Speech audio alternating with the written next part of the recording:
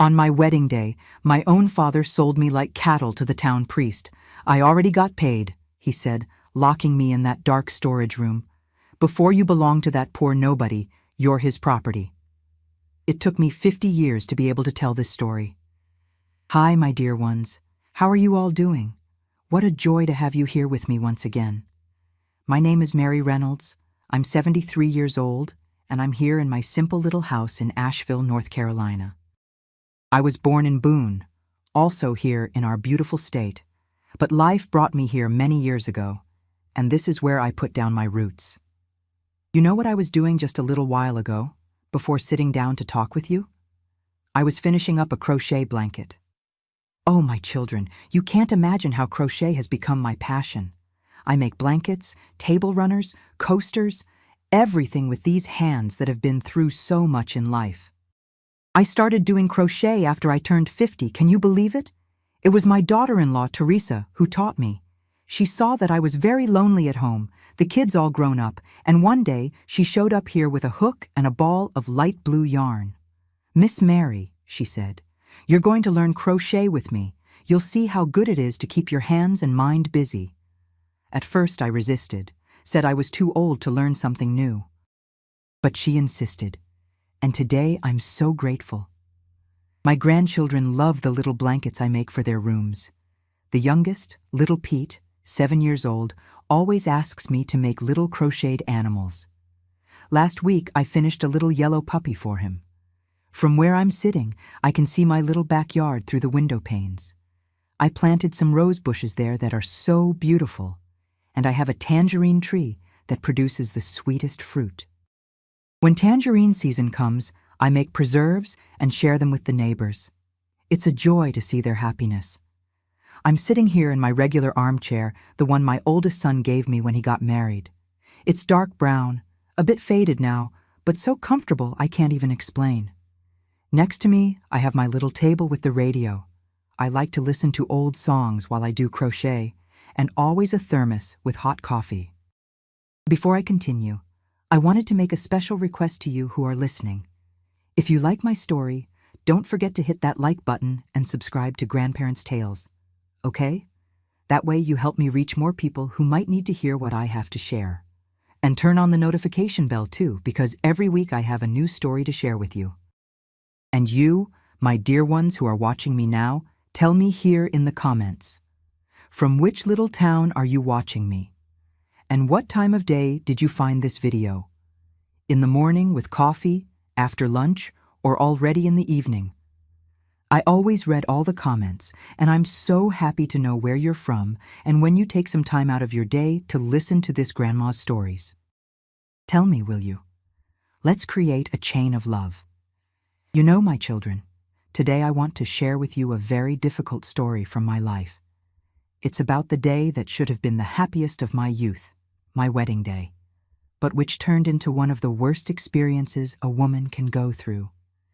It was the day I discovered that my own father was capable of selling me like I was an animal. For a long time, I kept this pain in my chest, didn't tell almost anyone.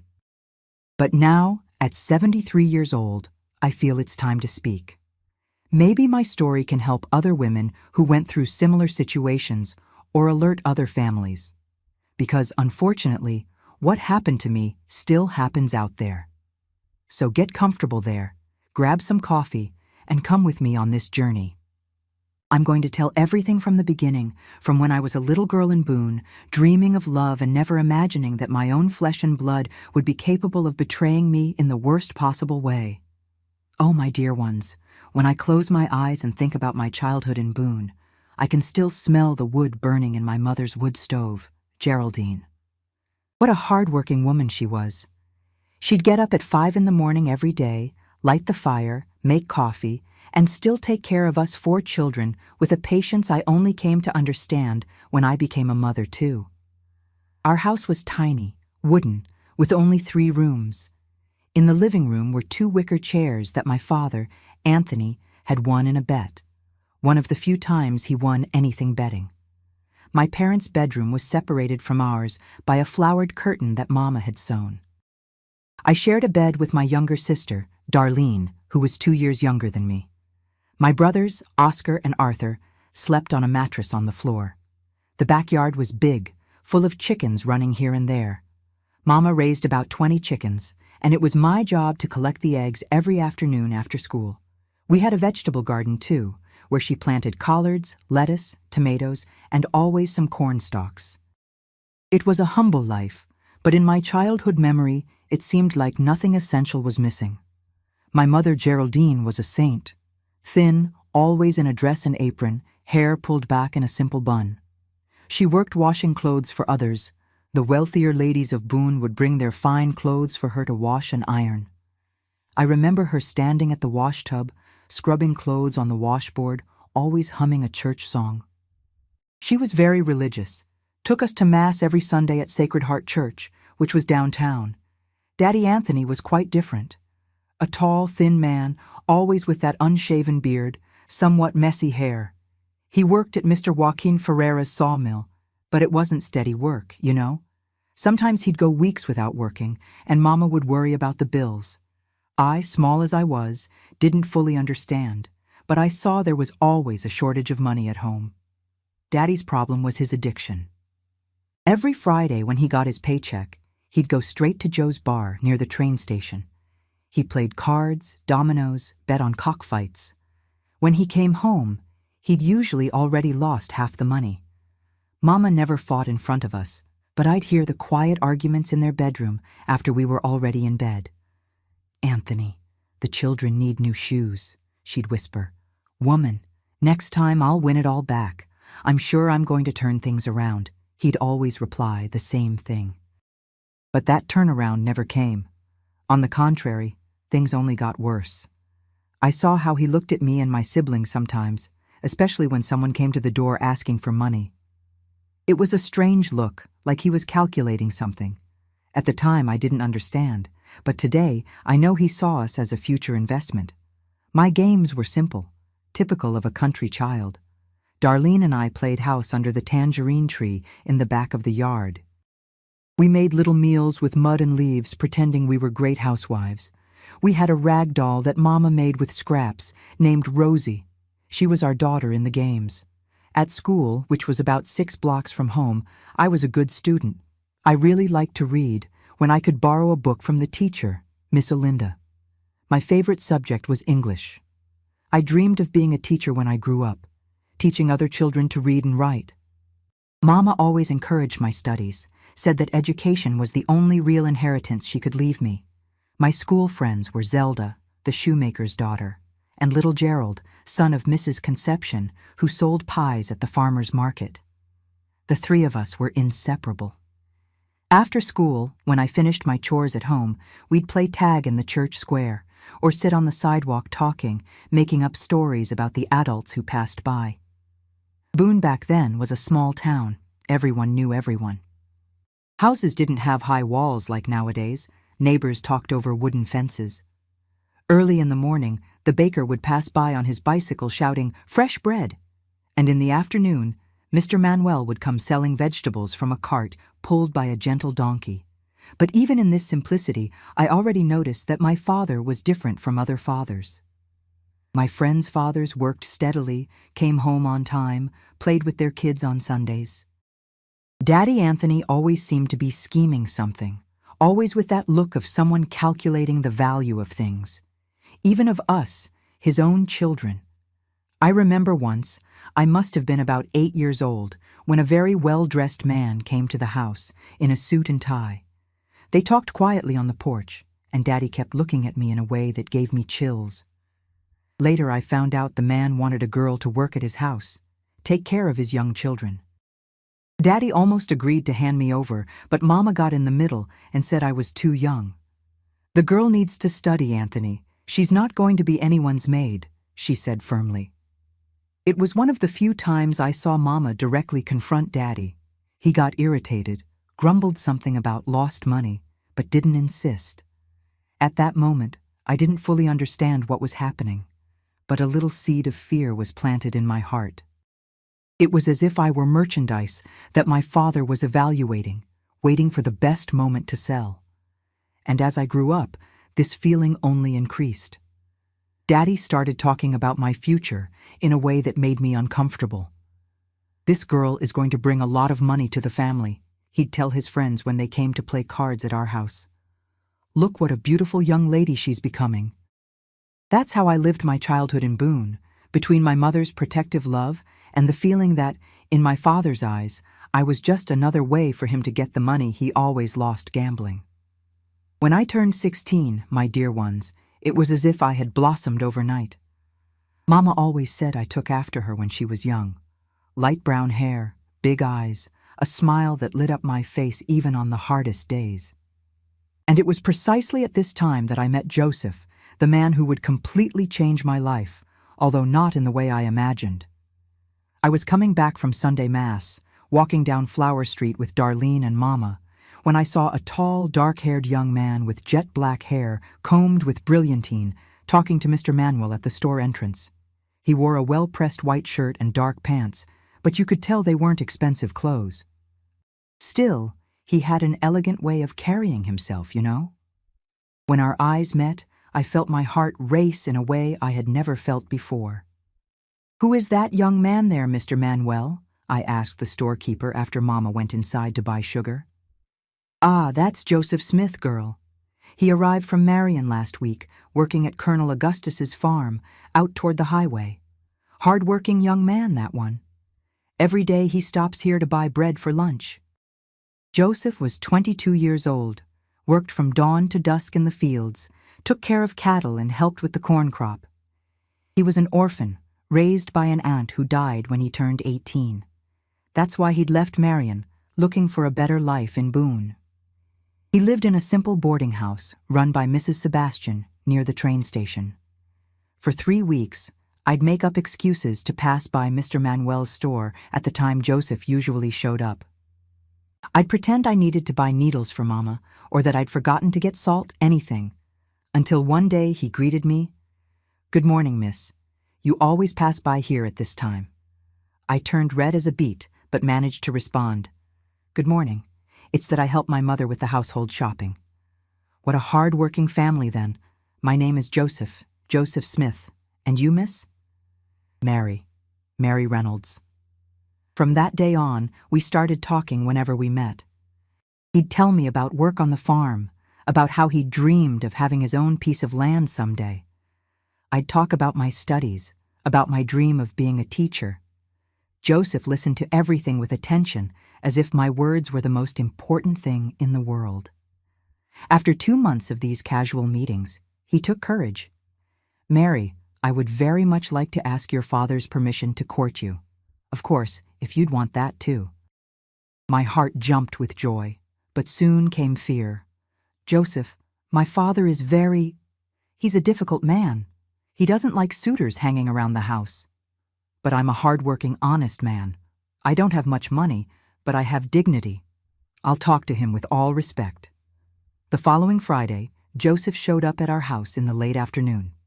Daddy was sitting on the porch, smoking a hand-rolled cigarette after dinner. Mama called me inside the house, but I stayed listening to everything through the half-open window. "Good evening, Mr. Anthony. My name is Joseph Smith. I came here to ask permission to court your daughter, Mary." Daddy didn't even get up from his chair. He looked Joseph up and down with that look of disdain I knew well. "Oh, is that so? And what do you do for a living, boy?" "I work at Colonel Augustus's farm, sir. I take care of cattle, help with planting. It's honest work." "Employee work, right?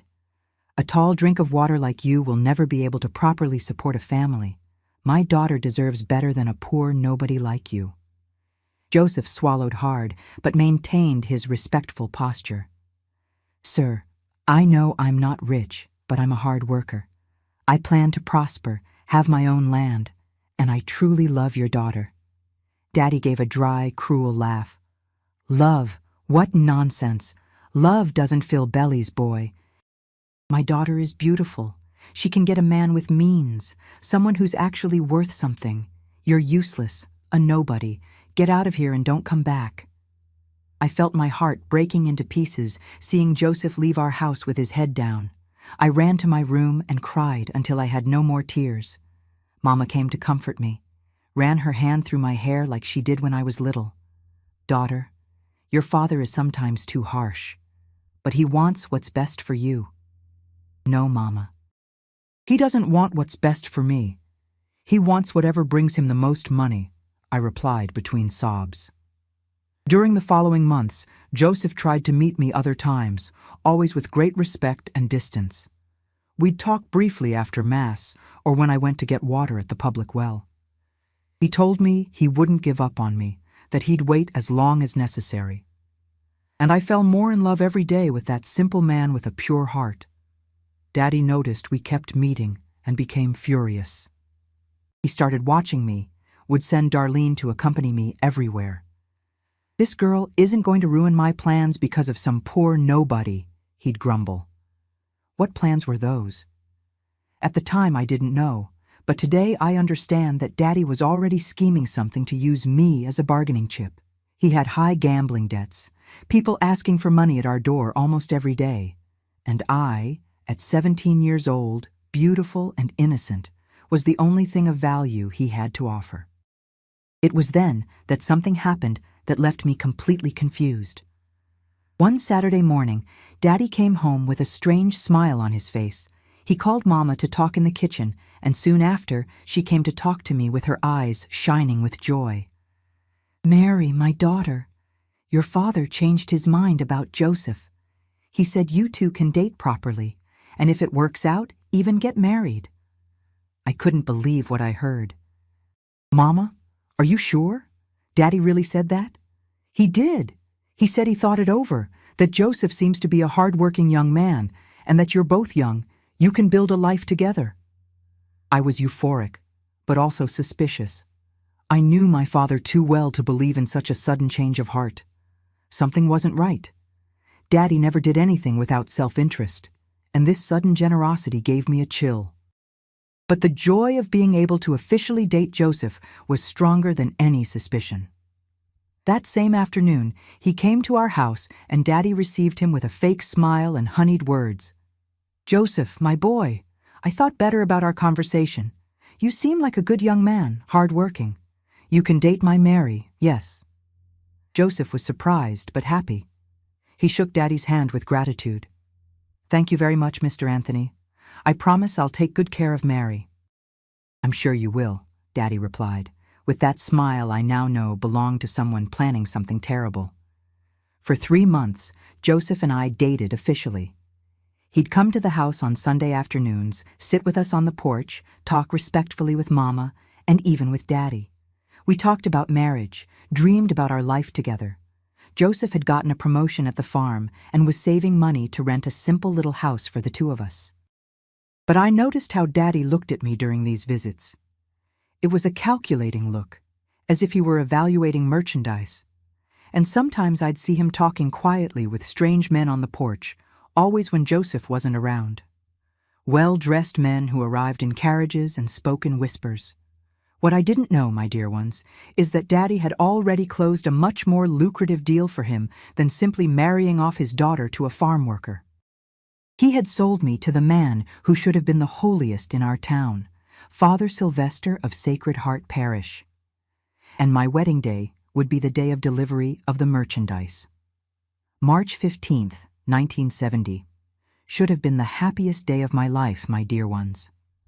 I had just turned 18, and I was finally going to marry Joseph. Mama had sewn my wedding dress with so much care.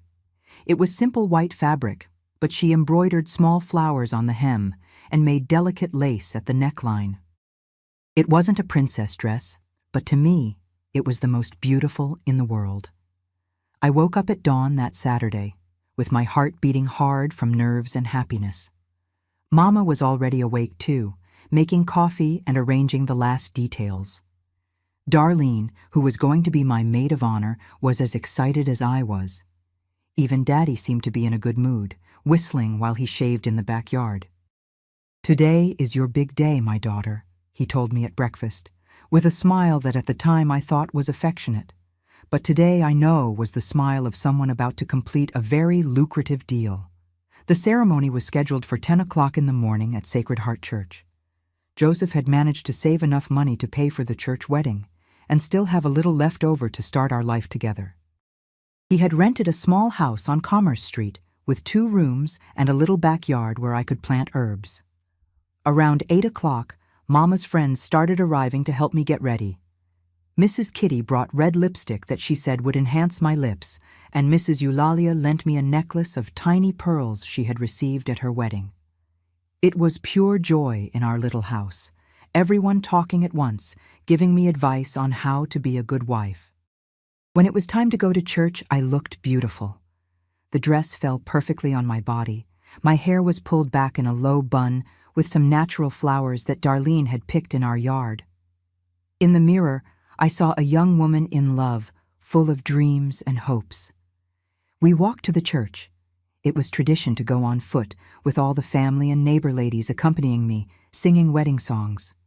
The neighborhood children ran alongside us, throwing flower petals. I felt like a queen. When we arrived at the church, my heart raced when I saw Joseph waiting for me at the altar. He looked handsome, in a borrowed but well-pressed suit, carefully combed hair, and that smile that made me fall in love every day. The guests, who weren't many, but were the people we loved, were all there, waiting for our ceremony. But it was at this moment that everything changed, my dear ones. It was at this moment that my life turned into a nightmare. Daddy grabbed my arm when I was about to start walking to the altar. "Wait a minute, Mary.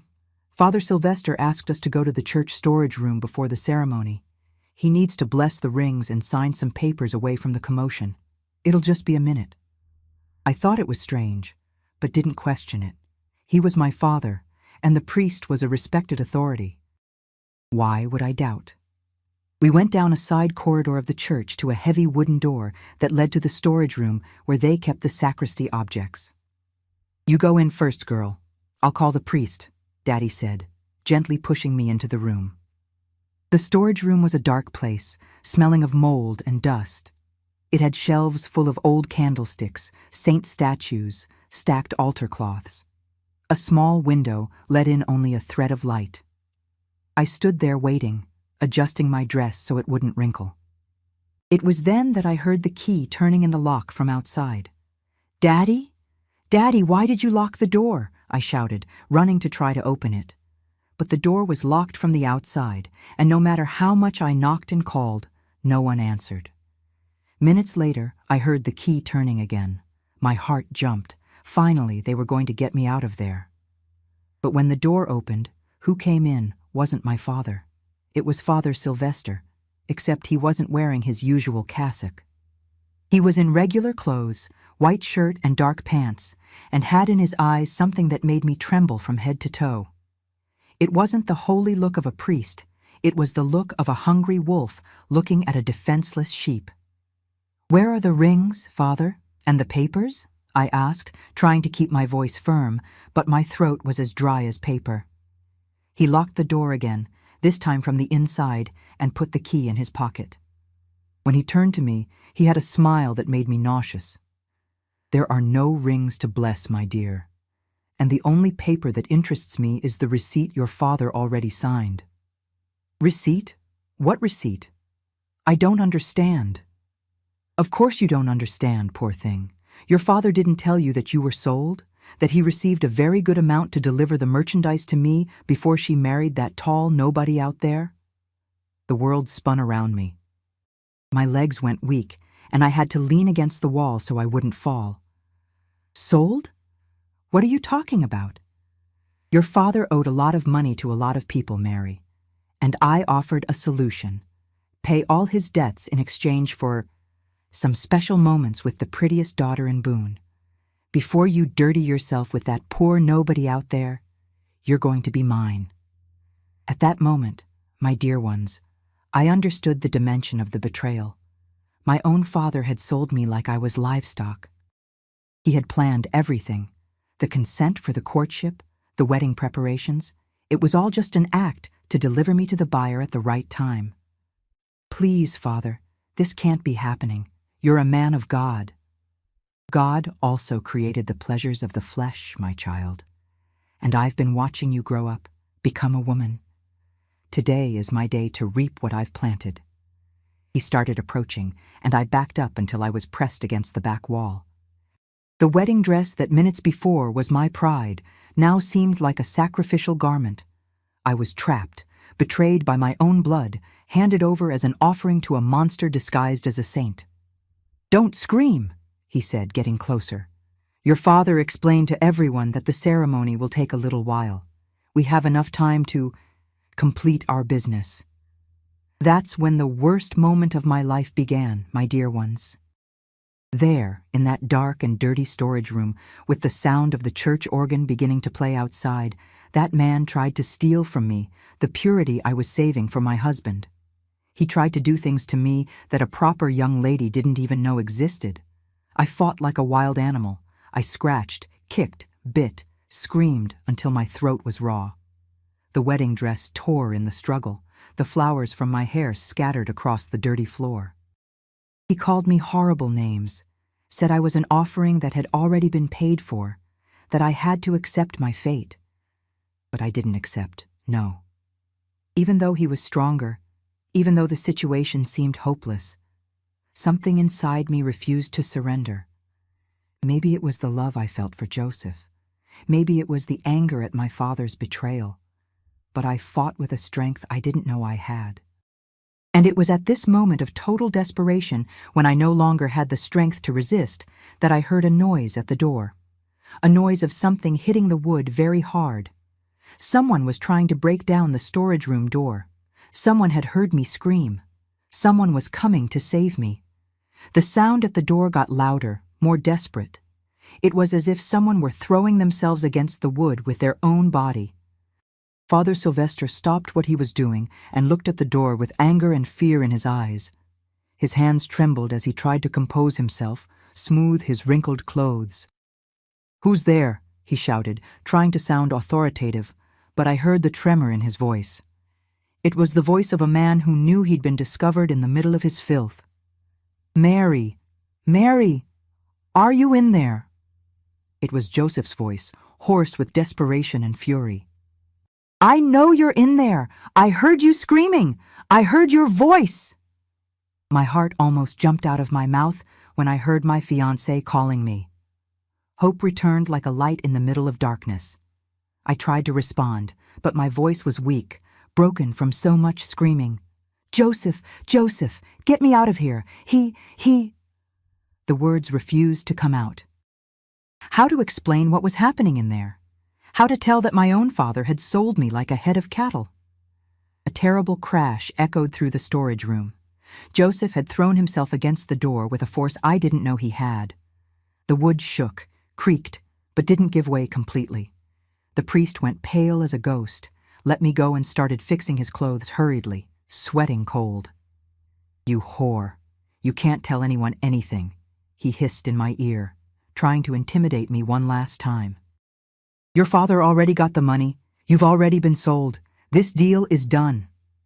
But at that moment, my dear ones, something inside me broke for good. It wasn't just my father's betrayal. It wasn't just the violence I'd just suffered. It was the certainty that if I didn't do something right there in that instant, I would be lost forever. That disgusting man would keep using me whenever he wanted, and my father would keep selling me like cattle whenever he needed money for gambling. It was the terrible awareness that I wasn't a person in the eyes of my family's men. I was merchandise. An object of value that could be negotiated, sold, delivered to the highest bidder. And if I didn't fight there, at that moment, I would accept that fate for the rest of my life. It was the last straw. It was the moment I understood I had hit rock bottom and that either I climbed up or I drowned. Another crash. This time stronger, and I heard the wood crack and groan under the impact. Joseph was breaking down the door with brute force, moved by a love and fury that transformed my gentle fiancé into a savage warrior. "Get out of the way!" he bellowed with a voice I'd never heard before. It was the voice of a man maddened with rage. "Get out of the way, because I'm going to break down this door, even if I die trying." I could hear other voices from outside now. Our wedding guests were arriving, alerted by the noise. I heard my mother's voice shouting my name, heard Mr. Manuel saying something about calling the sheriff. On the third attempt, Joseph took more distance and threw himself against the door with all his body weight. The noise was like thunder. The upper hinge gave way completely, and the door burst open in an explosion of splintered wood. Joseph entered like a hurricane, with bloodshot eyes, his wedding suit all wrinkled and dirty, his hair disheveled. When he saw the scene, me on the dirty floor of the storage room, wedding dress torn, hair messed up, crying and trembling, and the priest trying to compose himself as if nothing had happened, his eyes turned red with pure hatred. "You bastard! You damned son of a bitch!" Joseph threw himself on Father Sylvester with a violence I had never seen before. "What did you do to her? What did you do to my bride?" The fight was terrible, my dear ones. The man my father called tall nobody, poor nobody, and weakling was beating the town priest with punches so hard that I could hear the dry sound of fists hitting that monster's face. The priest tried to defend himself, screamed that he was religious authority, that he would excommunicate everyone, that this was sacrilege, but Joseph was possessed with holy fury. "Authority nothing! You're a demon, a child abuser!" Joseph shouted between the punches he distributed. "How dare you touch my Mary? How dare you abuse an innocent bride on her wedding day?" The priest tried to fight back once, but Joseph was much stronger and was driven by a rage that gave him the strength of 10 men. Each punch was a declaration of love. Each blow was a promise that no one would hurt me again while he was alive. It was then that other people arrived. The noise of the door being broken down and the fight had caught the attention of half the world, and our wedding guests came running down the church corridor.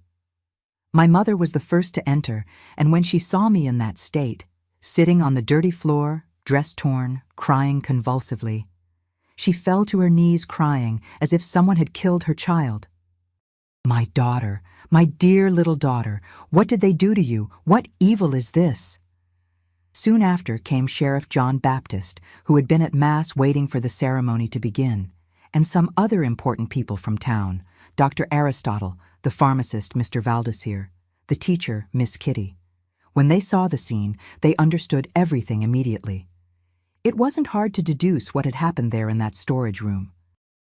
The priest was arrested in the act, still bleeding from the punches Joseph had given him, the cassock he had hastily put on all dirty with blood and dust. When he tried to deny it, make up some excuse, say it was all just a misunderstanding, I found strength I didn't know I had, and spoke the truth in front of everyone, with a voice that came from deep in my soul. My father sold me to him. My own father received money and delivered me as if I were a cow in the corral. He said he'd already received payment. The silence that fell at that moment was sepulchral. Everyone looked around looking for my father, but he had disappeared like smoke. He had taken the dirty money and fled like the coward he always was, leaving behind the family and daughter he had just sacrificed on the altar of greed. In the days that followed, my dear ones, I entered a state I don't even know how to describe. It was as if my soul had left my body and was floating on the ceiling, watching myself from above, trying to understand how my life had turned into that hell in a matter of minutes. Joseph tried to comfort me, sat by my side in bed for hours, held my hand, whispered words of affection. Mama didn't leave my side, brought chamomile tea, tried to get me to eat something, combed my hair carefully. But I was like a ghost walking through the house. I couldn't eat. Food tasted like cardboard. I couldn't sleep. Every time I closed my eyes, I saw that disgusting man's face. I couldn't even cry properly. It was as if I had lost the ability to feel anything. Worst of all was the shame I carried like a weight on my chest. In small towns like Boone, everyone finds out about everything very quickly. And even knowing I was the victim, I felt as if I had a red mark on my forehead, as if everyone who passed me on the street was thinking about what had happened to me, imagining details, making judgments. Some neighbor ladies would come to the house pretending concern, but I saw in their eyes that morbid curiosity, that desire to know more details of my disgrace so they could comment later in their circle of friends. It was a second violence, more subtle, but equally painful. Sheriff John Baptist was very respectful to me during my statement. He explained that the priest would be tried and probably convicted, that the crime had happened in front of witnesses and that justice would be done. But that it would take time, months, maybe years. And meanwhile, I would have to live with the looks, with the whispers, with the malicious comments from some people. It was at this time that I tried to make my first, more formal complaint. I went to the house of the town judge, Dr. Aristotle, to tell the whole truth about the sale my father had made. I wanted justice not only against the priest, but against my own father, who had treated me like merchandise. I wanted him to be prosecuted, arrested, to pay for what he did. But when I arrived at the doctor's house, I discovered something that left me even more desperate. He was my father's buddy. He had baptized Darlene when she was a baby. He was a regular at Joe's bar, where Daddy used to play cards and bet on dominoes. "Look, Mary," he said, with a condescending tone that made me nauseous, shuffling some papers on the desk without even really looking at me. "I understand your anger, but your father has already fled the city. Nobody knows where he is.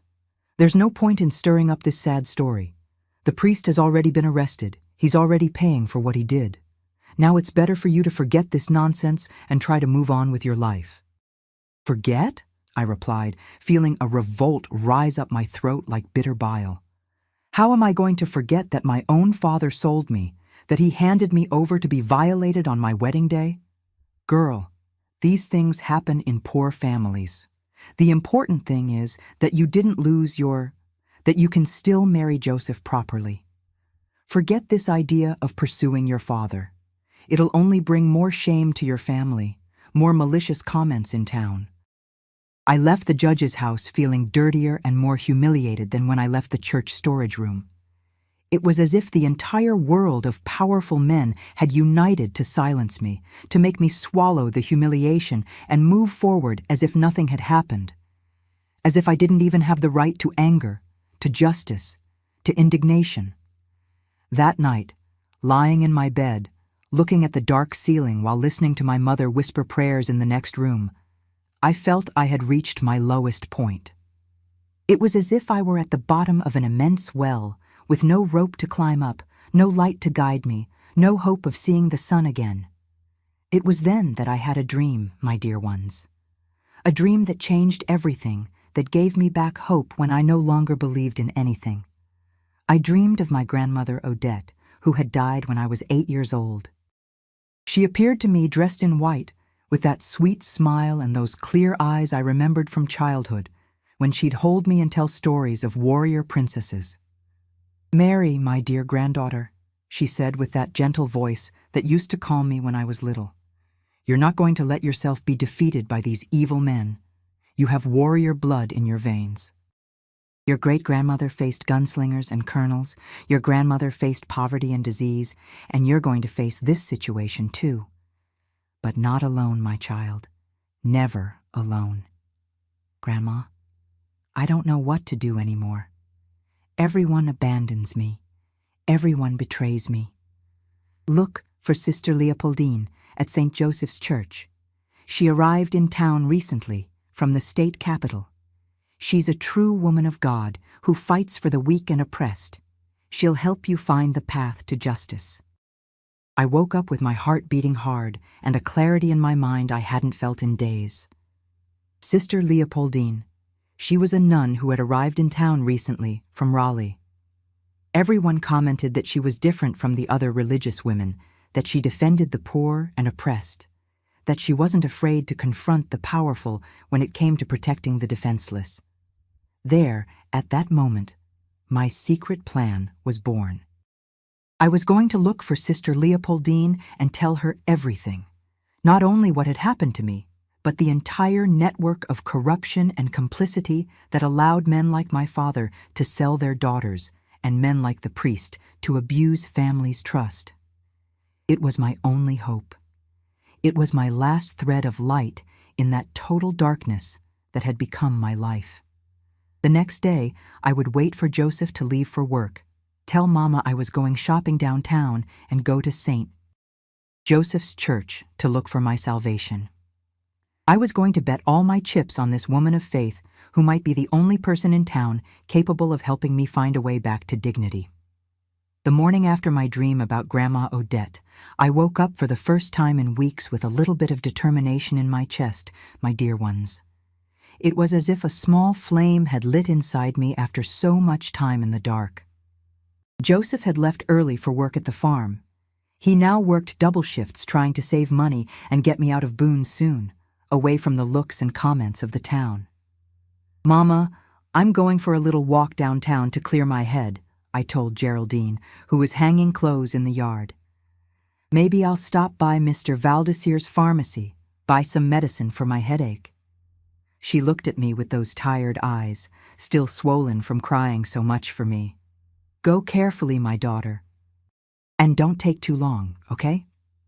I walked through the streets of Boone, feeling the looks following me, some of pity, others of curiosity. But this time, instead of shrinking with shame, I kept my head up. I had a mission, a purpose. I was going to look for my salvation. St. Joseph's Church was on the other side of town, on a quieter little street, away from the downtown bustle. It was smaller than Sacred Heart Church, simpler, but had a different peace about it. When I pushed open the heavy wooden door, the silence enveloped me like a hug. Sister Leopoldine was kneeling in front of the altar, praying. She was a woman of about 40 years old, taller than the other nuns I knew, with a serene but firm face. When she saw me enter, she got up and came to meet me with a welcoming smile. "Good morning, my child. I'm Sister Leopoldine. You're not Mary Reynolds?" My heart raced. She knew who I was, knew my story. "You know what happened to me?" "I do, dear. And I also know you're suffering a lot. Come, let's sit there on the bench and talk calmly." We sat together on the wooden bench in the first row, and for the first time since my wedding day, I felt safe to speak. I told her everything: my father's sale, the priest's abuse, Daddy's escape with the money, the humiliation at the judge's house, everything. I spoke between tears I could no longer hold back. She listened to me in silence, holding my hand, and when I finished, her eyes shone with holy indignation. "Mary, what happened to you is a terrible crime, and it cannot go unpunished. I came from Raleigh precisely to help women like you, who suffer at the hands of powerful men who think they can do whatever they want. But sister, the town judge is my father's buddy. The sheriff is even a good person, but he can only arrest who's here, and my father disappeared into the world. My child, there's a higher instance than this little town's justice. I have contacts in the capital. I know prosecutors and judges who aren't involved in this web of cronyism and corruption. We're going to file a formal complaint with the State Attorney General's office." My heart leapt with hope, but soon came fear. "Do you think they'll listen to me? I'm just a poor girl from the countryside." "Dear, I've been working for 15 years defending women's rights.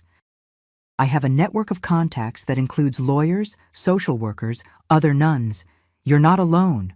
We'll go to Raleigh together, and I guarantee your voice will be heard." In the following days, Sister Leopoldine worked like a warrior preparing my case. She collected statements from witnesses, people who had seen strange men visiting my house, neighbors who had heard arguments about money, even Mr. Manuel from the store, who confirmed seeing my father celebrating after receiving a large amount of unknown origin. "What your father did has a name in law: human trafficking," she explained to me while we organized documents on a church table. "And the priest committed not only attempted rape, but also conspiracy for sexual exploitation. These are federal crimes." 2 weeks later, we were on the train to Raleigh. It was the first time I'd left Boone, and as sad as the situation was, I felt a strange freedom watching the landscape pass by the train car window. It was as if each mile distanced me not only from my town, but from the version of me that had been sold like cattle. In the capital, Sister Leopoldine first took me to her friend's house, Dr. Ivonette Macedo, a lawyer who specialized in cases of violence against women. She was an elegant woman, about 50 years old, who received me with a maternal affection that made me cry with gratitude. Mary, dear, what happened to you is revolting, but unfortunately it's not rare, she told me, serving hot tea in a delicate porcelain cup. I know dozens of similar cases. Fathers who sell daughters to settle debts, religious authorities who abuse families' trust. The difference is that now we have legal instruments to fight this. The next day, we went to the public prosecutor's office. Prosecutor Dr. Gumersindo Silva received me with seriousness and respect, listened to my whole story without interrupting me, made detailed notes. When I finished, he pounded his fist on the desk hard. "This is inadmissible. We're going to open a public civil inquiry and request search and seizure of your father's entire contact network. If he's a fugitive, we'll issue a national arrest warrant. And as for the priest, we're going to request transfer of the case to the Capital District, where there's no local influence." For the first time in months, I felt that justice could actually exist. It was no longer an empty word. It was real people, really working to help me. But Sister Leopoldine didn't stop there. She took me to a support house for women victims of violence, where I met other young women who had been through situations similar to mine. It was at the same time sad and liberating to know I wasn't alone, that my pain wasn't unique. "Mary," said one of them, Zelda, a young woman from Charlotte who had been sold by her stepfather. "At first we think it's our fault, that we really are merchandise. But here we learn we're people, that we have rights." During the 3 days I spent in Raleigh, my world opened up. I met strong women, lawyers, social workers, other nuns who dedicated their lives to helping victims like me. Sister Leopoldine introduced me to a psychologist, Dr. Hortensia, who explained that the trauma I carried had treatment, that it was possible to heal the wounds of the soul. "You're going to need time and patience with yourself," she told me during our conversation, "but with adequate support, you can rebuild your life and be happy." On the last day, before we returned to Boone, I received news that changed everything. Dr. Gumersindo had managed to track down my father. He was in Charlotte, working at the port docks, thinking he was safe, far from Boone's justice. "Tomorrow the arrest warrant goes out," the prosecutor informed me. "Your father will answer to justice for what he did. And more, we managed to freeze a bank account where he deposited part of the money he received. That money will be returned to you as compensation." When the train arrived back in Boone, I was no longer the same Mary who had left there 3 days before. I had my head held high, my heart full of hope, and for the first time since my wedding day, I believed in a different future. Joseph was waiting for me at the station, anxious and worried. When he saw me get off the train with Sister Leopoldine, he ran to meet me. "Mary, how are you? What happened in the Capitol?" I held his hands and looked into his eyes with new firmness. "Joseph, my love, real justice exists. And we're going to start our new life away from here, away from these rotten men, in a city where no one will judge us for what happened." "Are you sure about this?" "I am. And more than that, my father will pay for what he did. Justice will be done." It was true. 15 days later, we received the news. Anthony Reynolds had been arrested in Charlotte and would be tried for the crimes of human trafficking and conspiracy. Father Sylvester would also be tried in the Capital District, far from Boone's cronyism. For the first time since that terrible day at church, I smiled for real.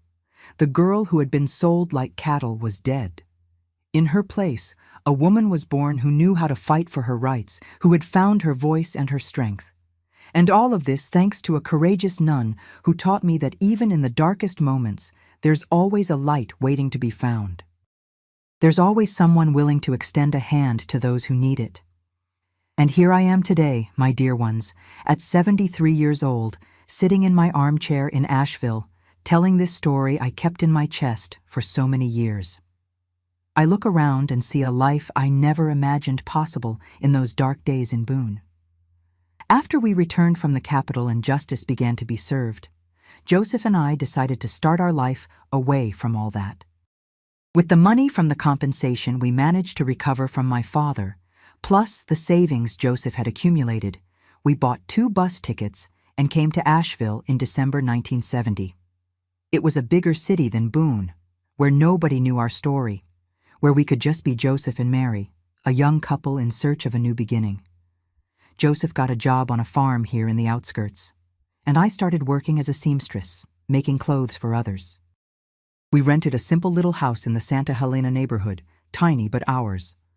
That's where our first son was born in 1972, little Oscar, today a 53-year-old man who works as a mechanic and lives nearby with his family. 2 years later came Conception, my only daughter, who today is a teacher at the municipal school. And in 1977, the youngest was born, my Arthur, who followed in his father's footsteps and works in farming. All three gave me wonderful grandchildren. There are 7 in all, between 7 and 25 years old. Little Pete, who I mentioned at the beginning, is Conception's son. That boy is the light of my life. Every weekend he comes to sleep over here, and we do crochet together.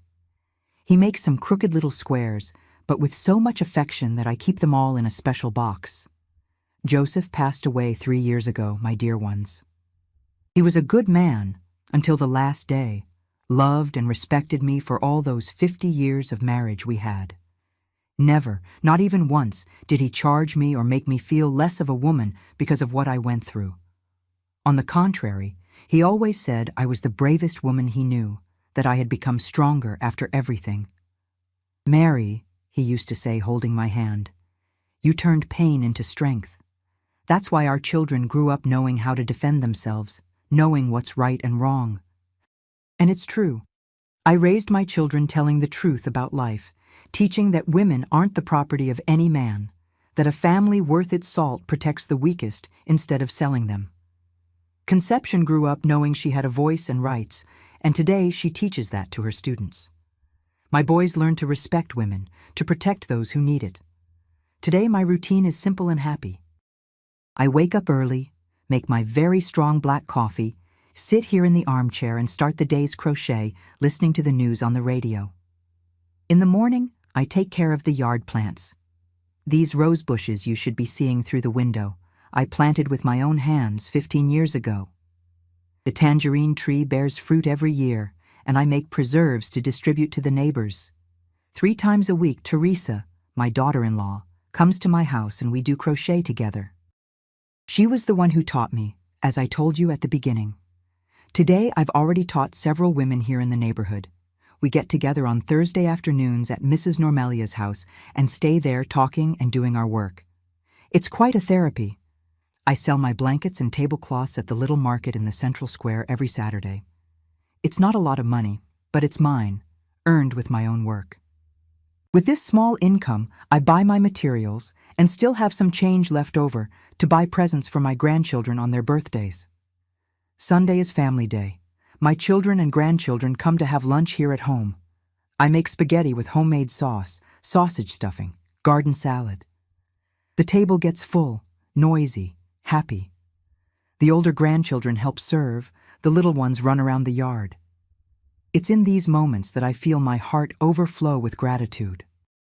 Sometimes when I'm alone here at night doing crochet, I think about everything I went through. I remember the 18-year-old girl who was betrayed by her own father, who was almost destroyed by men's evil. And then I look around, this house that's mine, this family I built, this peace I conquered, and I give thanks. I give thanks for Sister Leopoldine, who saved me when I needed it most. I give thanks for Joseph, who truly loved me. I give thanks for my children, who gave me the joy of being a mother and grandmother.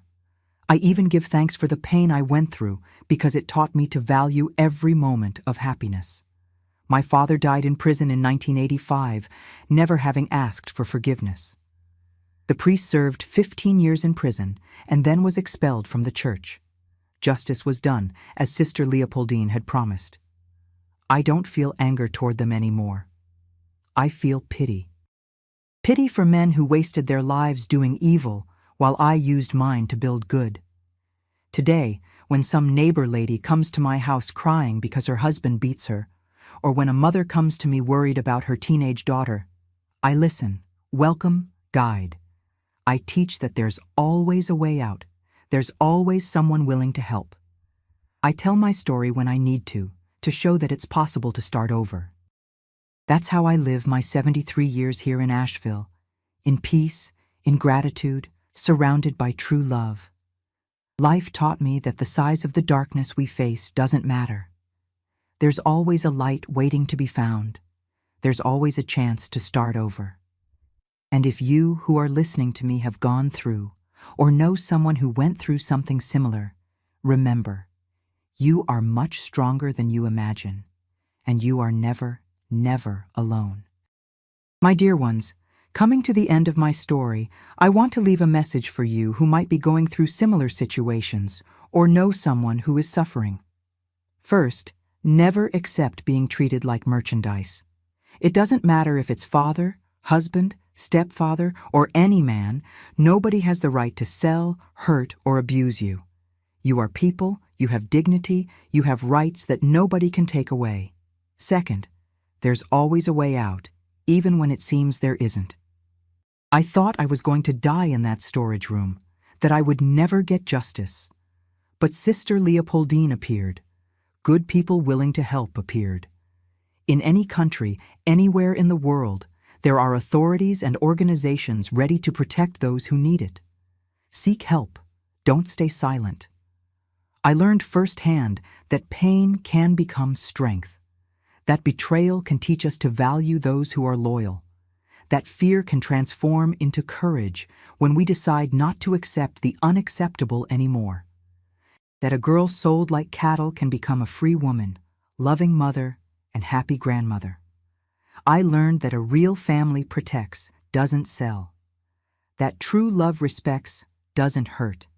That justice takes time, but always comes for those who don't give up fighting. And I learned that God never abandons those who suffer. He sends angels like Sister Leopoldine at the right time. If you know any woman being sold, abused, or mistreated, don't just watch. Extend your hand. Be the light she needs to get out of the darkness. Human dignity has no nationality. It's a universal value that we all must defend. For you who are parents, protect your children as the most precious thing you have. Never, under any circumstances, use them to solve money problems or addictions.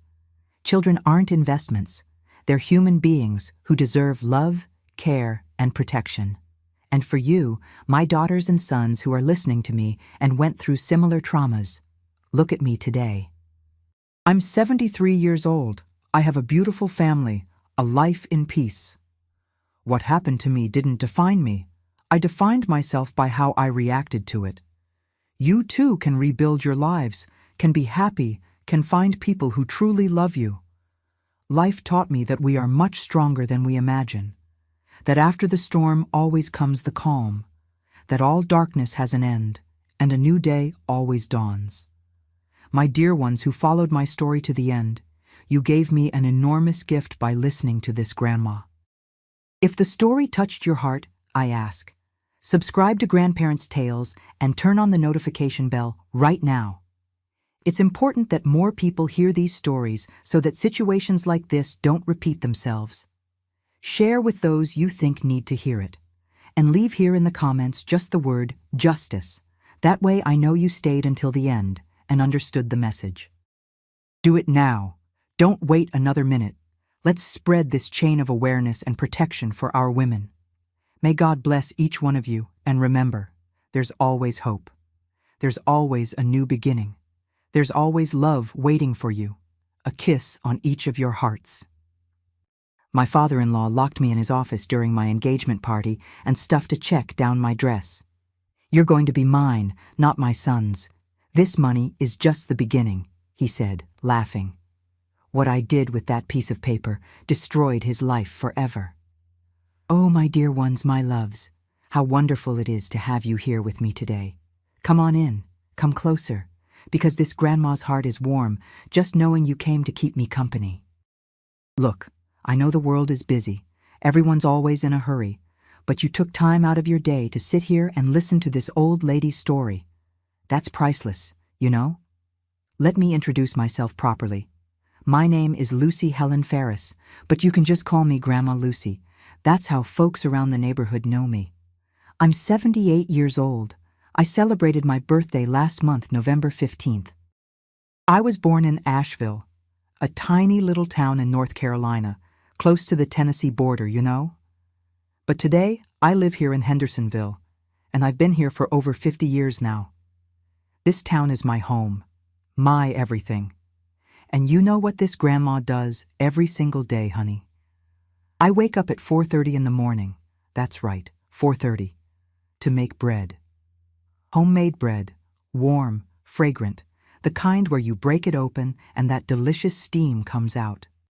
I make white bread, sweet bread, biscuits. Oh, the biscuits, don't even get me started. People around here know. At 7 a.m., Grandma Lucy's house has that smell of fresh bread coming from the oven, and the gate is open for anyone who wants to buy. Look, I started this bread-making business by accident, you know? About 15 years ago, I had just retired from sewing. I did alterations for years, and I felt kind of lost, not knowing what to do with so much free time. My Richard, my husband, he had also stopped working, and there we were, just the two of us, staring at each other. Then one day I made some bread just for us, but so many came out that I said, "Richard, I'm going to take some to Mrs. Carmen, the neighbor." Carmen tried it, thought it was delicious, and the next day she showed up with $5 in her hand, wanting to buy more. That's when the light bulb went on in my head, you know? I started slowly. Made about 20 loaves, sold to folks nearby. Then it grew, and today I make about 80 loaves a day. It's not to get rich, honey, we earn very little, but it's enough to buy treats for the grandkids, pay the electric bill, those little things. And best of all, it keeps me busy, makes me feel useful still. Because you see, sitting at home watching TV all day isn't for me. I need something to do, or I'll go crazy. My kitchen here is tiny, but it's organized my way. I have my bowls all lined up on the shelf, the yeast packets always in the same place, the flour in that cupboard in the corner. Richard always says I could make bread with my eyes closed. I know every corner of this kitchen so well. And it's true. Sometimes I wake up still half asleep, but when I start kneading that dough, feeling it getting soft in my hands, I wake right up. And you, my dear friends watching me now, tell me in the comments, from which corner of America are you watching me? And what time of day did you come across this video? Was it in the morning, having your coffee and eating bread like mine? Was it at lunchtime, taking a break? Or is it already late afternoon, when the sun is setting and you're taking time to relax? I read all the comments, honey, all of them. And I'm so happy to know where you live and what times you take to listen to this. Grandma's stories. Let's create a chain of love? Tell me. Oh, and if you like what you're going to hear today, and I know you will, help me by hitting that like button down there. And subscribe to Grandparents' Tales too. There are more stories coming. Hit the bell so you don't miss anything. I promise that every story I tell here is true, from my own life. I don't make anything up, honey. Now let me make some fresh coffee here and sit properly in this chair, because the story I'm going to tell today, oh my Lord, it's a story I've carried inside my chest for many years. It's about a man who tried to buy me, humiliate me, turn me into something I never was. But it's also about how I turned the tables and showed him, and the whole world, that a poor woman is not a woman for sale. Prepare your heart, because today Grandma here is going to open the memory chest and tell everything, every detail, from the beginning. Look, honey, to understand exactly how everything happened, I need to go back to the beginning, back to Asheville, the little town where I was born. Asheville is there in the Blue Ridge Mountains of North Carolina, close to the Tennessee border, you know? It's a small town, but back then it was even smaller. Everyone knew everyone, and everyone knew everyone else's business too, for better and for worse. I was born in 1947, right after the war, at a time when America was still rebuilding from so much hardship. My father's name was Oscar Ferris, Mr. Oscar, as folks called him. He was a tall man, thin as a rail, with hands full of calluses from so much work. He was a porter at the Asheville train station. You know what that is, honey? He stayed at the station, waiting for trains to arrive, and helped load and unload suitcases, bags of mail, boxes of merchandise. He was paid per load carried, didn't have a fixed salary. Sometimes he'd come home with decent money. Other times he'd return with almost nothing, depending on how many trains stopped at the station that day. My mother, Evelyn May Ferris, was a washerwoman. She washed clothes for others, for folks who had more means. She'd wake up before sunrise, go get water from the creek, because we didn't have running water at home, and spend the whole day scrubbing clothes on those wooden washboards with that lye soap she made herself.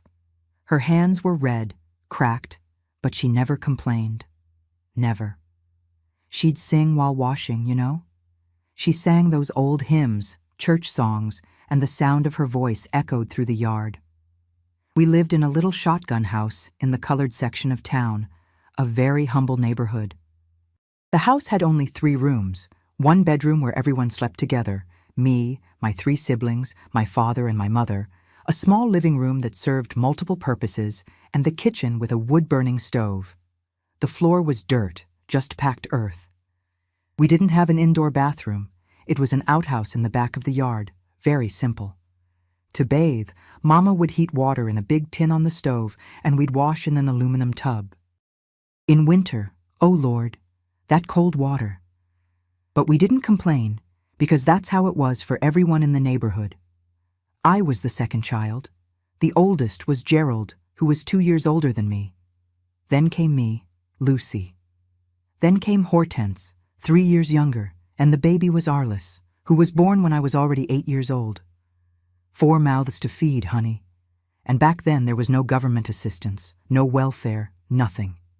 Either you worked and ate, or you didn't eat. It was that simple. From a very young age, I helped Mama. At 5, 6 years old, I was already taking care of my younger siblings while she went to wash clothes at the creek. I stayed there, feeding Hortense, changing Arliss's cloth diapers when he soiled them. Because back then there were no disposable diapers, it was flour sackcloth that we washed and used again.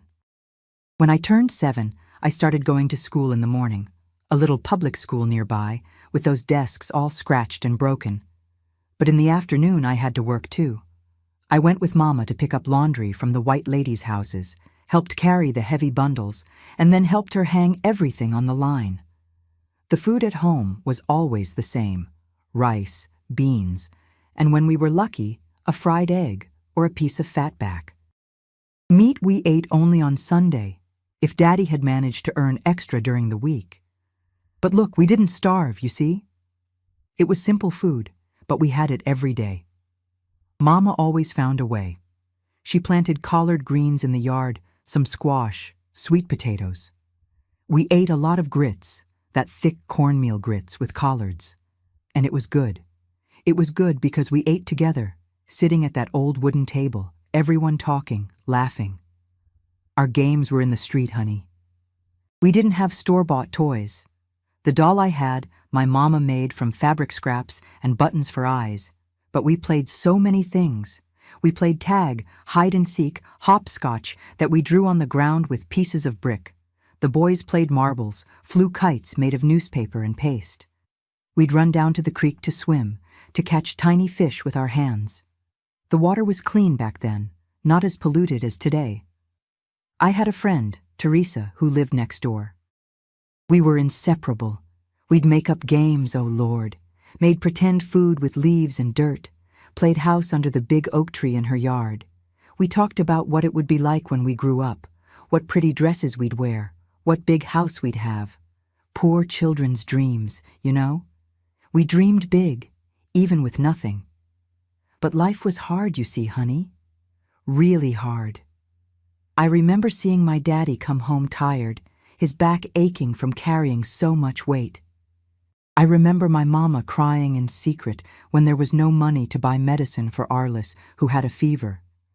I remember having to miss school to help at home when Mama got sick. I remember feeling ashamed of my patched uniform, my worn-out shoes. The rich girls at school, those daughters of the mill owners, looked at us with disgust, you know?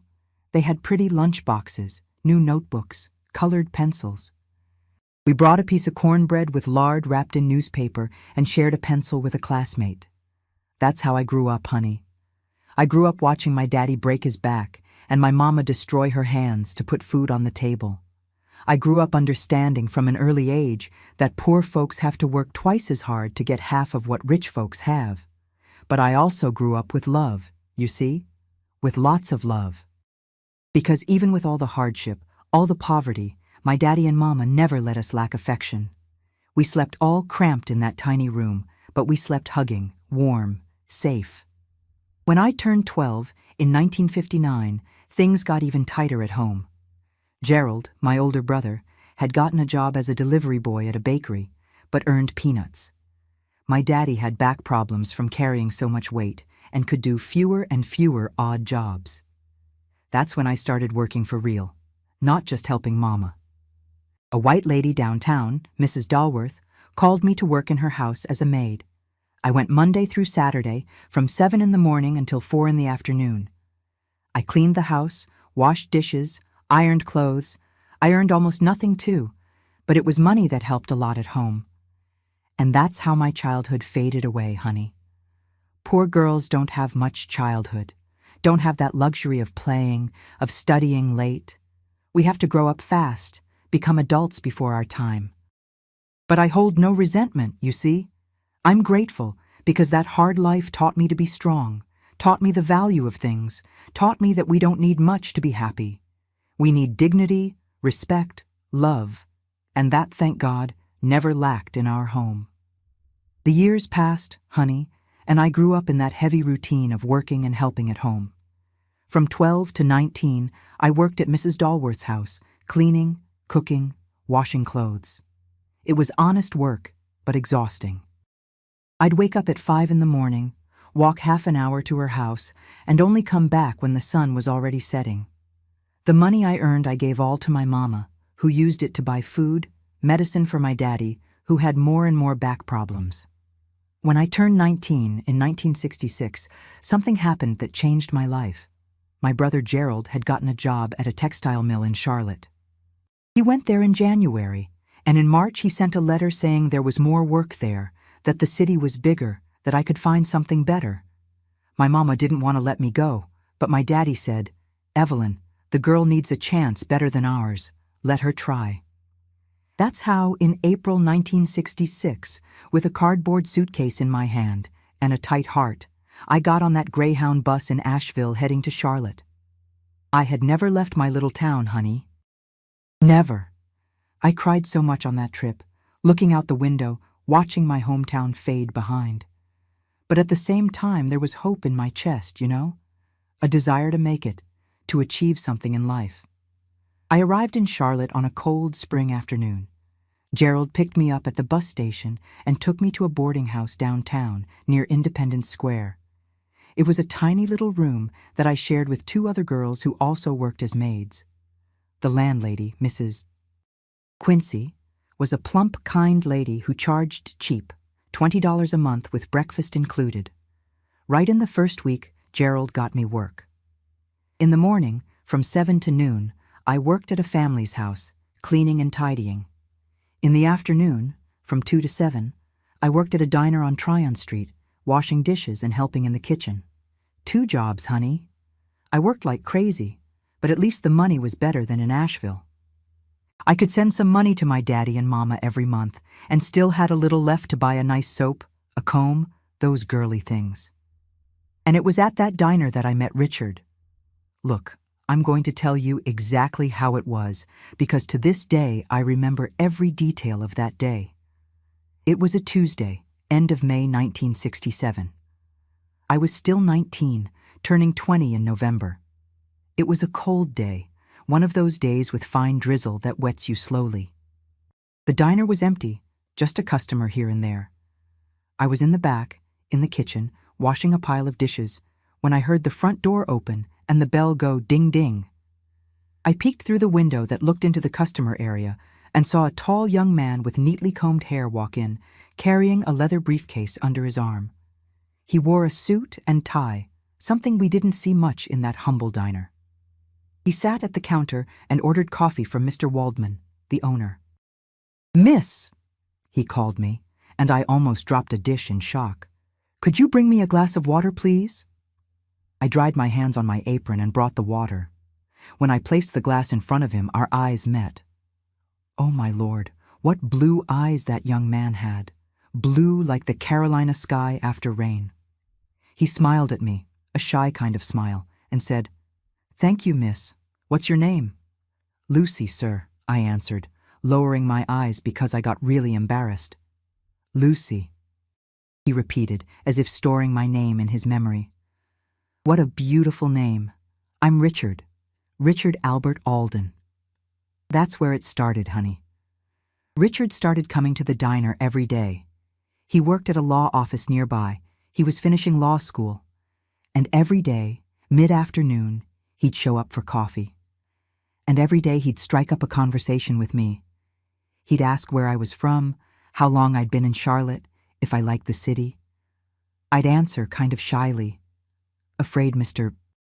Waldman would yell at me for chatting during work hours, but Richard was so kind, so polite, that even Mr. Waldman found it amusing. After about 2 months like this, on a Saturday in July, Richard waited for me at the diner door when I got off work. He was nervous, running his hand through his hair, and when he saw me, he came running. "Lucy, I know this might seem forward of me, but would you accept going to get ice cream with me on Sunday?" I turned red as a beet. No boy had ever asked me out, honey. Never. I didn't even know what to answer, but I ended up saying yes, with my voice all shaky. And that's how we started dating. Richard was a wonderful young man, you see. Caring, respectful, a gentleman. He treated me like I was a princess, even though I was a domestic worker and he was the son of wealthy people. Because yes, his family had money. His father, Dr. Albert Augustus Alden, was a doctor, one of the most respected doctors in Charlotte. He had a large clinic downtown, treated important people from Atlanta who came here for business. Richard's mother, Mrs. Eulalie, was a retired teacher, an elegant lady who always dressed nicely. When Richard told me about his family, I got scared, you know. I thought, my Lord, this boy is from another class. What does he want with me? But he always said, "Lucy, I don't care about that. I like you just the way you are. You're hardworking, honest, have a good heart. That's what matters." We dated in secret for almost 6 months. Richard was afraid to tell his parents. He said his father was very demanding, very strict, would make a scene.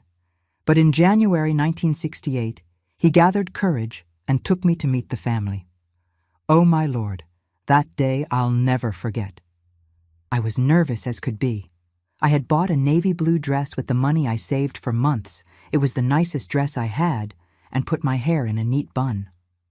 Richard picked me up at the boarding house in his car, a beige Volkswagen Beetle, and took me to the family home, which was in a wealthy neighborhood near Freedom Park. The house was beautiful, honey. So beautiful. It was a large house, 2 stories, with a front garden full of roses and hydrangeas. It had a porch with white columns, huge windows with lace curtains. I looked at all that, and my heart almost jumped out. My God, I don't belong in this place, I thought. Richard rang the doorbell, and a maid opened the door, a girl in a black uniform and white apron. She took us to the living room, where Dr. Albert and Mrs. Eulalie were sitting on the sofa, waiting. "Good afternoon," I said, doing a small curtsy, trying to be polite. Mrs. Eulalie gave a forced smile and replied, "Good afternoon, dear." But Dr. Albert didn't even smile. He looked me up and down with those cold gray eyes, as if he were evaluating merchandise. He was a large, strong man, with a graying mustache and hair slicked back with pomade. He wore a gray suit even though he was at home, and had a thick gold chain on his wrist. "So you're this Lucy," he said, his voice deep as thunder. It wasn't a question, it was a statement. And it didn't sound like a greeting, it sounded like an accusation. "Yes, sir," I replied, my voice almost disappearing. Where are you from? Asheville, sir. And what do your parents do? I swallowed hard. My father was a porter at the train station, but today he doesn't work anymore due to health problems. My mother was a washerwoman. The silence that followed was heavy as lead. Mrs. Eulalie cleared her throat, embarrassed. Doctor. Albert raised an eyebrow and looked at Richard with an expression that said everything. You brought this girl here? Father, mother, Richard said, his voice firm, but I could tell he was nervous. Lucy and I have been dating for 6 months. She's a wonderful girl, hard-working, honest. I really like her and wanted you to meet her. Dr. Albert got up from the sofa. He was even taller and more intimidating standing. He approached me, so close I could smell his expensive cologne. He looked me in the eyes and said, with a smile that didn't reach his eyes, Richard has always been very sensitive, very idealistic. But one thing is being idealistic. Another is being foolish. Anyway, welcome, Lucy. Let's see what time has in store for us. The visit was horrible, honey. Horrible. Mrs. Eulalie tried to be polite, served tea, asked questions about Charlotte, but everything seemed fake. Doctor. Albert barely spoke to me, and when he did, it was always with that tone of superiority, as if I were inferior. When it was time to leave, at the door, he put his hand on Richard's shoulder and said loud enough for me to hear, My son, you're still young. You have a lot to learn about life, about appropriate choices. I left that house wanting to cry. In the car, Richard apologized 1,000 times, said his father was always like that with everyone, that I shouldn't mind. But how could I not mind, honey? I had been humiliated, despised, treated as if I had no value at all. But the worst was yet to come. Despite that difficult first visit, Richard didn't give up on me. He stayed firm, saying his love was bigger than any prejudice. And I, silly girl in love that I was, believed that love would be enough. Oh, honey, how naive we are when we're young. We continued dating throughout 1968. Richard graduated from law school in December that year, and right after, in January 1969, he proposed to me. It was on a Sunday afternoon at Independence Square. He knelt in front of everyone, opened a little box with a ring. It wasn't gold, it was a simple silver band, because Richard didn't have much money yet, and asked, Lucy Helen Ferris, will you marry me? I said yes, with tears streaming down my face. I loved that man, honey. I really loved him, with all the strength of my 21-year-old heart. When we told his parents, the reaction was cold. Dr. Albert was silent for what seemed like an eternity. Then he said, with that deep voice, If that's what you want, my son, then so be it. But I'm going to insist on throwing an engagement party worthy of the Alden family name. I don't want people saying my son is getting married in secret, as if he were ashamed. At the time, I thought that was a gesture of acceptance, you know? I thought he was trying to make peace, include me in the family. Richard was happy too, said it was a sign that his father was accepting our relationship. How wrong we were, my God. How blind we were. The party was set for Saturday, March 15th, 1969. Dr. Albert insisted it be at the family mansion, that he would take care of everything himself, decorations, food, drinks, invitations. Don't you worry about anything, he'd say, with that smile I couldn't tell if it was sincere or fake. Richard was thrilled. I was nervous. The week before the party, I could barely sleep. I'd toss and turn in the boarding house bed, wondering if everything would be okay, if people would accept me, if I could avoid embarrassing myself among so many important people. Because according to Richard, his father had invited over 100 people, doctors, lawyers, politicians, businessmen from Charlotte, people I'd never seen in my life, people from a completely different world than mine. The day of the party came. I had bought a new dress, spent almost all the money I'd saved, a peach-colored dress with a full skirt down to my knees that the saleswoman at the store said was the latest fashion. I styled my hair in an updo I saw in a magazine, put on light pink lipstick. When I looked in the mirror, I thought, Can I look like I belong in this place? Richard picked me up at 7 in the evening. When we arrived at the mansion, I almost fainted.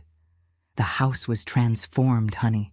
There were colored lights decorating the entire garden, Japanese lanterns hanging from the trees, a huge white tent set up in the outdoor area where the tables were. There was a long table just for sweets, brownies, petit fours, truffles, pralines, and another table just for appetizers. There was even a waiter in uniform serving champagne in crystal glasses. People started arriving, women in expensive dresses, jewelry sparkling on their necks and ears, hair done at salons, men in dark suits, smelling of imported cologne, talking about business and politics. I felt like a fish out of water, honey. I felt tiny, insignificant, like at any moment someone would point at me and say, "What is this poor girl doing here?" But Richard stayed by my side all night, introducing me to everyone, saying with pride, "This is Lucy, my fiancée." Some looked at me with curiosity, others with a smirk, but most were polite, at least in front of Richard. Around 9:30 at night, when the party was in full swing, with music playing and people laughing and talking loudly because of the drinks, Dr. Albert appeared beside me. He was elegant in a navy blue suit, with a silk handkerchief in his pocket, smelling of that strong, expensive cologne. He put his hand on my shoulder, a heavy hand that made me feel a bad shiver, and said very quietly, almost in my ear, "Lucy, I need you to come with me to my office. I have a special gift for you, a gift that I want to give you in private." The way he said it, honey, it wasn't an invitation, it was an order. And there was something in that tone of voice that scared me, but I couldn't refuse, right? It was my fiancé's father, it was his house, it was the party he had paid for. So I said, "Yes, sir," and followed him.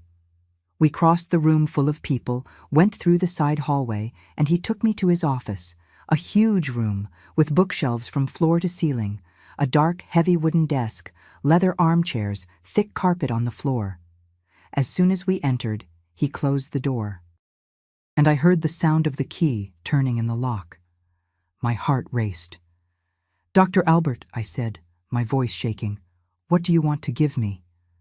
He didn't answer right away. He went to the bar in the corner of the room, poured himself a glass of whiskey, took a sip, and only then turned to me. The way he looked at me, my lord, I'll never forget that look. It was no longer the cold, superior look from before.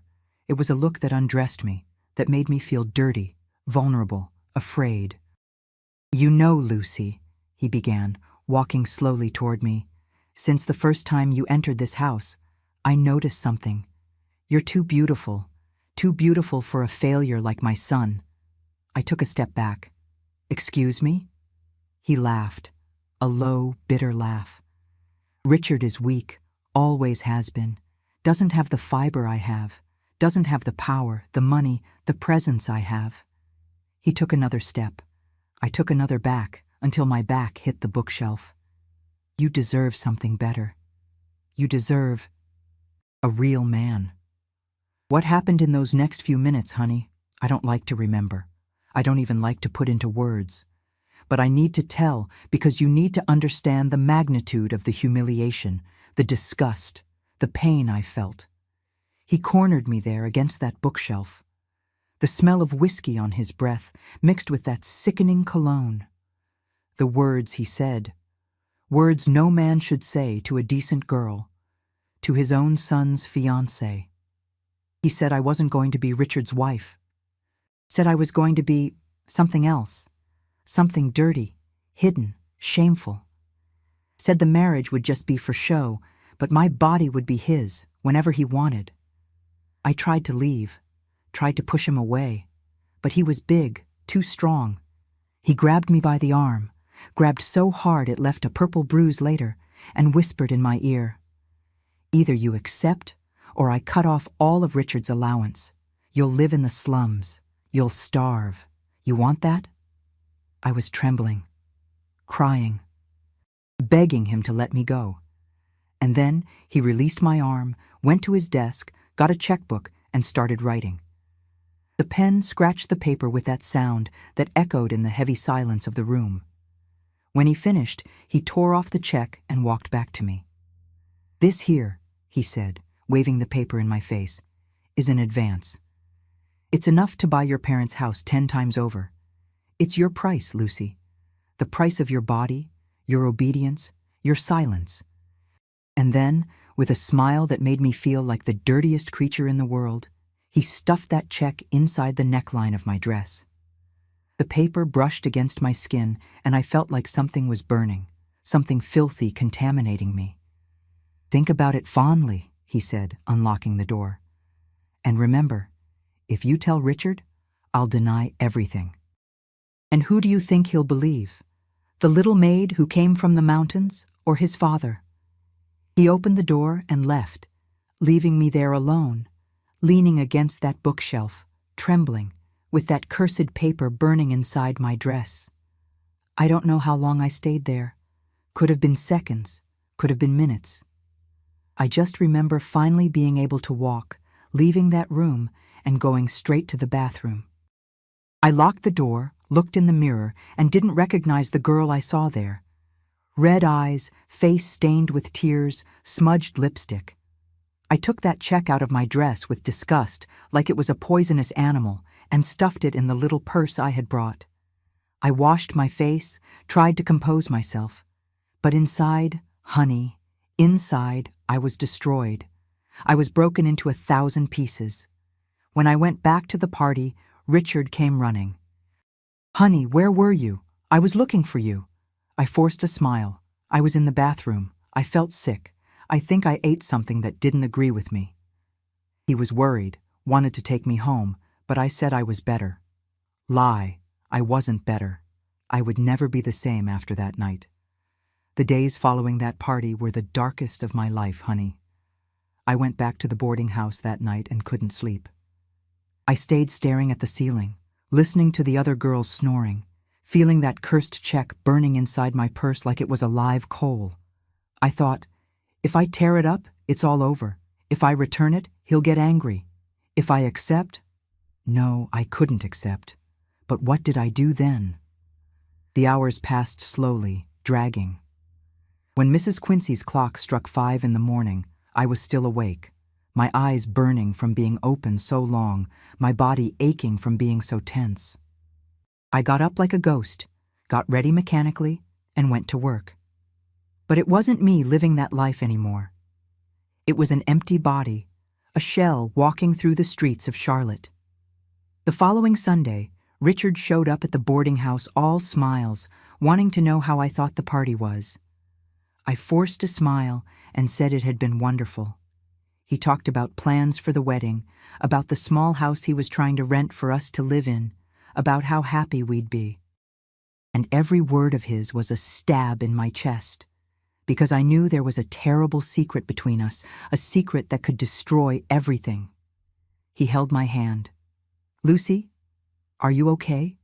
Your hand is ice cold." "I'm fine, honey. It's just the cold." Lie. It was fear freezing me from the inside. I wanted to tell. God knows how much I wanted to. Open my mouth and let it all out, the locked office, the disgusting words, the heavy hands, the check stuffed in my dress. But every time I was about to open my mouth, I heard Dr. Albert's voice echoing in my head. "Who do you think he'll believe? The little maid who came from the mountains, or his father?" I spent the whole week like a zombie. I went to work at the house in the morning, but broke 3 plates because my hands were shaking. The lady looked at me angrily. "Lucy, those plates are expensive. If you break another one, I'm taking it out of your pay." I apologized, head down, tears wanting to escape, but I held them back.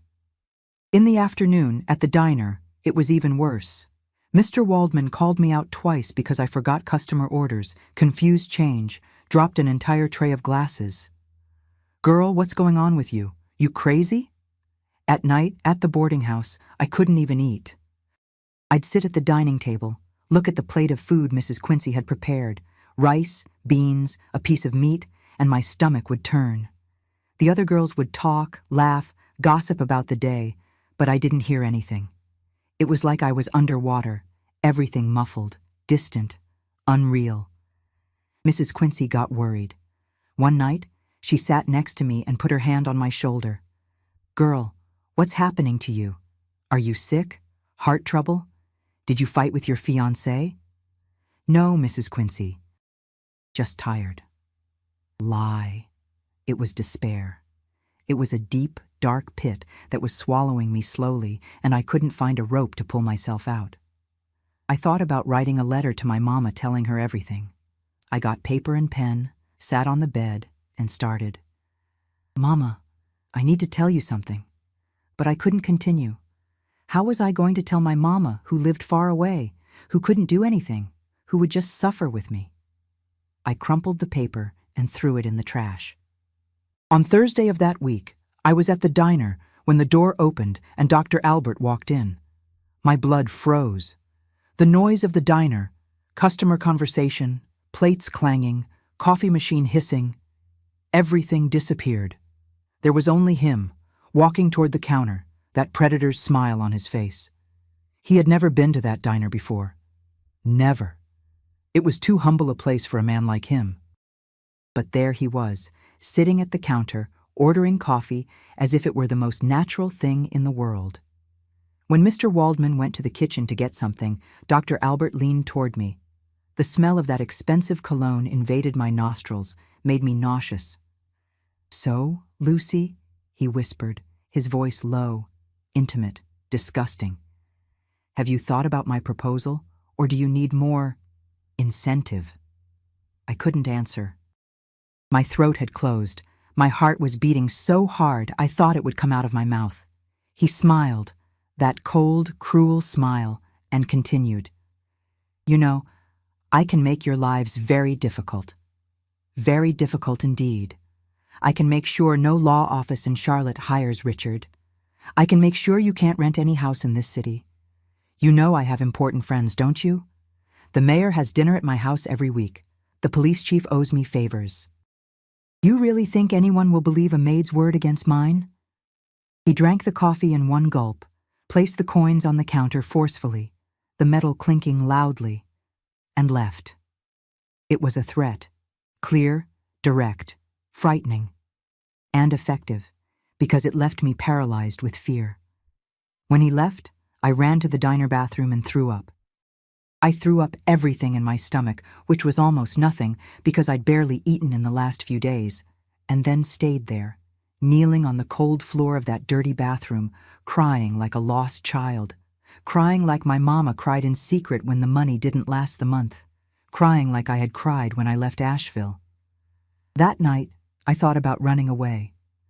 I thought about grabbing my things, which weren't many, fit in a small suitcase, and disappearing from Charlotte, going back to Asheville, hugging my mama and never leaving her side.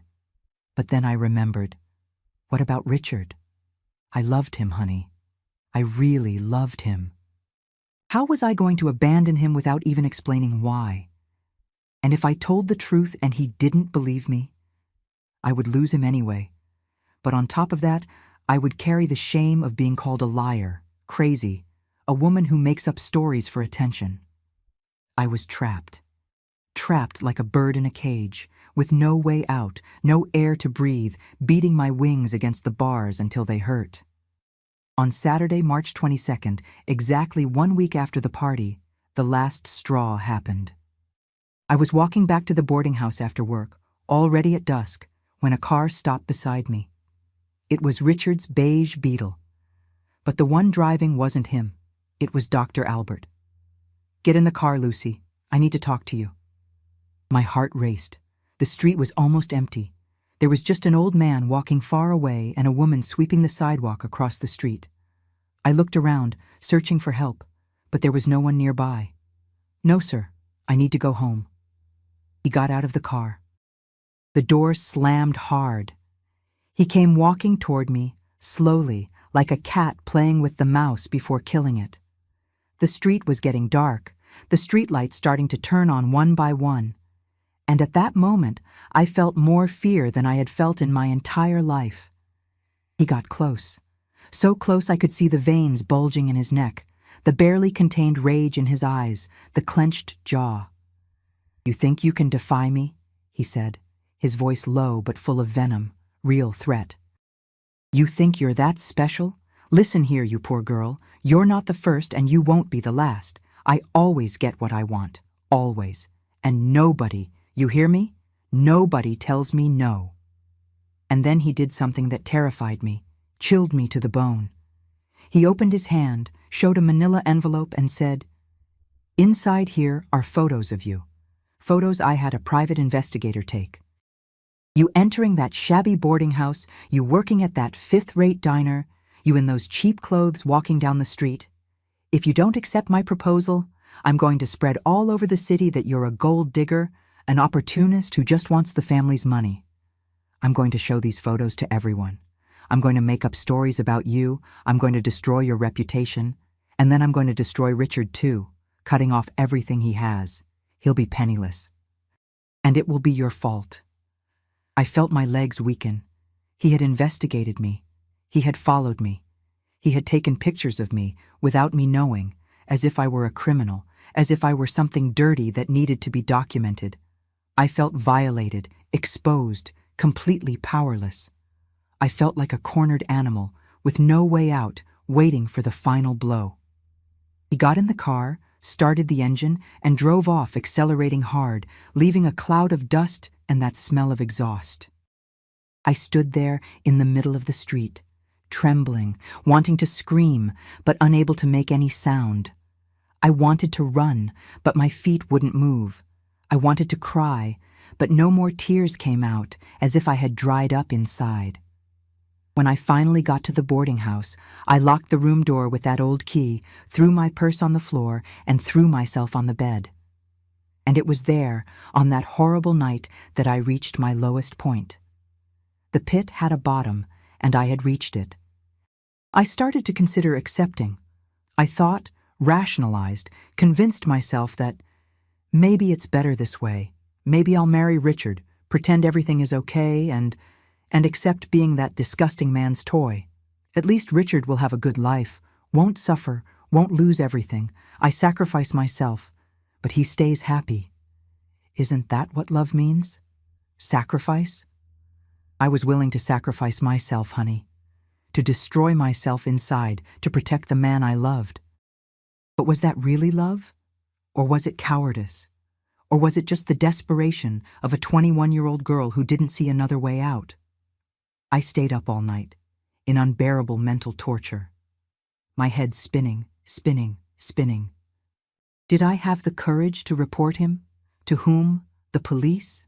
Would they believe me against a wealthy, respected doctor, friend of the police chief? Richard? What if he sided with his father?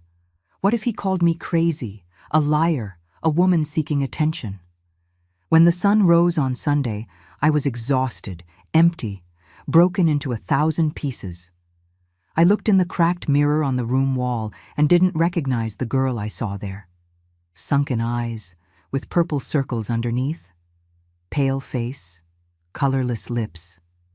The expression of someone who had already given up on everything, who had already accepted defeat. But then, in that moment of complete despair, when I was ready to raise the white flag and surrender, something unexpected happened. I remembered something my mama always said back in Asheville, when life got tight, when money ran out, when it seemed like there was no way out. My daughter, there comes a time when you have to choose between bowing down or standing up.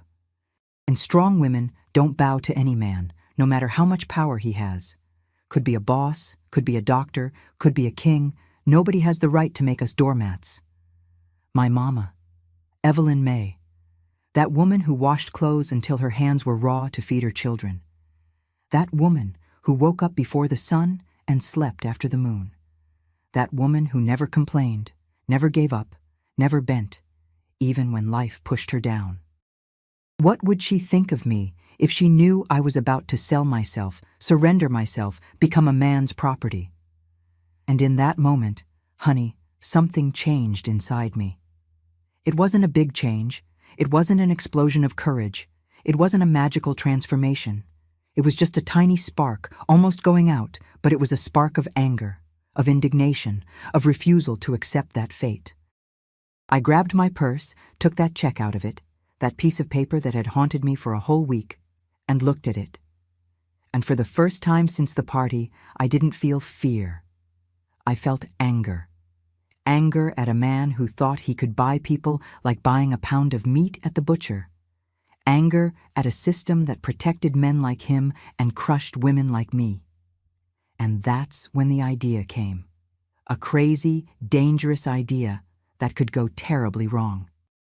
But it was the only weapon I had. If that man had used power and money against me, I was going to use the only thing he couldn't control. The truth exposed in public.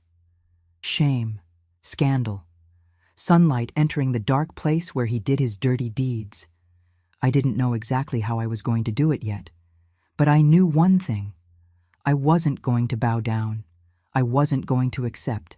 I was going to fight, even if it cost everything I had, even if it meant losing Richard, even if it meant becoming the target of that powerful man's anger. Because some things are more important than safety. Some things are more important than comfort, and dignity is one of them. For the first time in a week, I could breathe deeply. The fear was still there, enormous, suffocating, heavy as a stone in my chest. But along with it, now there was something more. There was hope. And there was a plan starting to form in my head. A plan that involved that engagement party, those important guests, that stage where Dr. Albert was going to make his speech as proud father. If he wanted to use me, I was going to use him too. If he wanted to expose me, I was going to expose him first. And this time, it would be in front of everyone. 2 weeks after that confrontation on the street, I received an invitation. It was a beautiful card, printed on thick cream paper with gold lettering. It said, Dr. Albert Augustus Alden and Mrs. Eulalie Alden have the pleasure of inviting you to a reception dinner in honor of the engagement of their son Richard Albert Alden to Miss Lucy Helen Ferris. April 12, 1969, at 8 p.m. at the family residence. Richard showed me the invitation, all excited. Honey, my father wants to throw a more intimate dinner, just with the most important people in Charlotte society. He said the previous party was too big, too chaotic, and he wants something more elegant for you to get to know people better. I looked at that invitation and knew. I knew this was another move by Dr. Albert. He thought I had surrendered, that I had agreed to stay quiet in my corner. He wanted to show me off like a trophy, present me to society as the humble daughter-in-law he had generously accepted. But he didn't know I had other plans. In the days leading up to the dinner, I prepared. I didn't buy a new dress. I had no money and didn't want to spend on that. I used the same peach-colored dress from the other party. But I rehearsed. I rehearsed in the mirror, in the boarding house room, the words I was going to say. I rehearsed until I could speak without trembling, without stuttering, without crying. And I hid that cursed check inside the bodice of my dress, well tucked away, waiting for the right moment. Mrs. Quincy noticed something had changed in me. Girl, you're different. You have a sparkle in your eyes, but it's not the sparkle of happiness. It's a sparkle of... What? Courage, Mrs. Quincy. It's the sparkle of courage. April 12th came. A Saturday. Richard picked me up at 7:30 in the evening. On the way to the mansion, he talked non-stop about how happy he was, how he thought his father was finally accepting our relationship, how it would be a wonderful night. I just listened, my hand cold inside his, my heart beating like a war drum. When we arrived at the mansion, the scene was even more luxurious than before. Inside the house, in the huge living room, they had set up round tables with white tablecloths, candles in silver candelabras, flower arrangements that must have cost more than I earned in a month. There must have been about 50, 60 people, all dressed elegantly, all talking quietly, drinking wine in crystal glasses.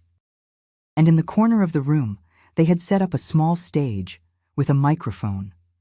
Dr. Albert came to greet us. He was impeccable in a black tuxedo, his hair shiny with pomade, that fake smile stuck on his face. He greeted Richard with a pat on the shoulder, and when he looked at me, I saw it. I saw in his eyes that certainty of victory, that gleam of someone who thinks they've already won the game. "Lucy, so glad you came," he said, his voice syrupy, disgusting. "You look beautiful. Come, let's introduce you to our dearest friends." And he grabbed me by the arm, forcefully, possessively, and dragged me through the room, introducing me to everyone as the future daughter-in-law. Always with that smile, always with that tone that seemed kind, but to me sounded like a threat. Dinner was served at 8:30. There was an appetizer, main course, dessert. Everything prepared by hired chefs. People ate, drank, talked about politics, business, about the new clinic, Dr. Albert was building. I could barely swallow the food. Each forkful seemed like a piece of stone going down my throat. Around 10 o'clock after dessert, Dr. Albert stood up and tapped his fork on his wine glass. The tinkling of crystal echoed through the room. Conversation ceased. Everyone looked at him. "My dear friends," he began, that deep, imposing voice, "I would like to say a few words on this very special night." He paused dramatically. "As you all know, my son Richard is about to get married, and I, as a father, could not be more proud." The word came out with some effort, as if it hurt his mouth. "Richard chose a simple girl, humble, of modest origin, and I learned that love doesn't choose social class." People applauded politely. I felt my stomach turn. "Therefore," he continued, "I want Richard to come here and make a toast to his future, to our future as a family." Richard stood up, emotional, and went to the stage. He took the microphone and started talking about how grateful he was to his father, how he loved his family, how I was the woman of his life. And it was at that moment, honey, that I stood up. My legs were shaking, but I walked. I walked between the tables, with all those people looking at me with curiosity. I climbed the 2 steps to the stage. Richard saw me and smiled, thinking I was going to compliment his speech. But when he saw my face, the smile disappeared. "Lucy, do you want to say something?" I took the microphone from his hand.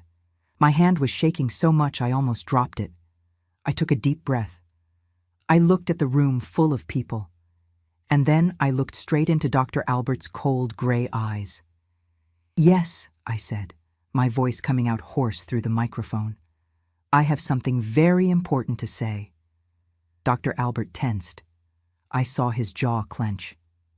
"I wanted to thank my father-in-law," I began, and my voice became firmer, "for this wonderful dinner. And for another gift he gave me a few weeks ago." Total silence in the room. At the previous engagement party, on March 15th, while all of you were outside toasting and having fun, Dr. Albert called me to his office. He said he had a special gift to give me, a private gift. Richard was looking at me without understanding. Mrs. Eulalie had dropped her fork on her plate. "He locked the office door," I continued, the words now coming out like a waterfall, impossible to stop. "And he told me I was too beautiful for his son. He said I wasn't going to be Richard's wife. He said I was going to be something else." I couldn't speak explicitly, but the tone of my voice made it clear what that something else meant. He cornered me, grabbed me hard. "Look, there's still a purple mark on my arm," and made an indecent proposal. He said the marriage would be for show, but my body would be his. Gasps of shock echoed through the room. An elderly lady put her hand to her chest, horrified. Richard had turned white as a sheet. "And to seal this agreement," I took the check from inside my dress bodice, "he wrote this, a check for an absurd amount.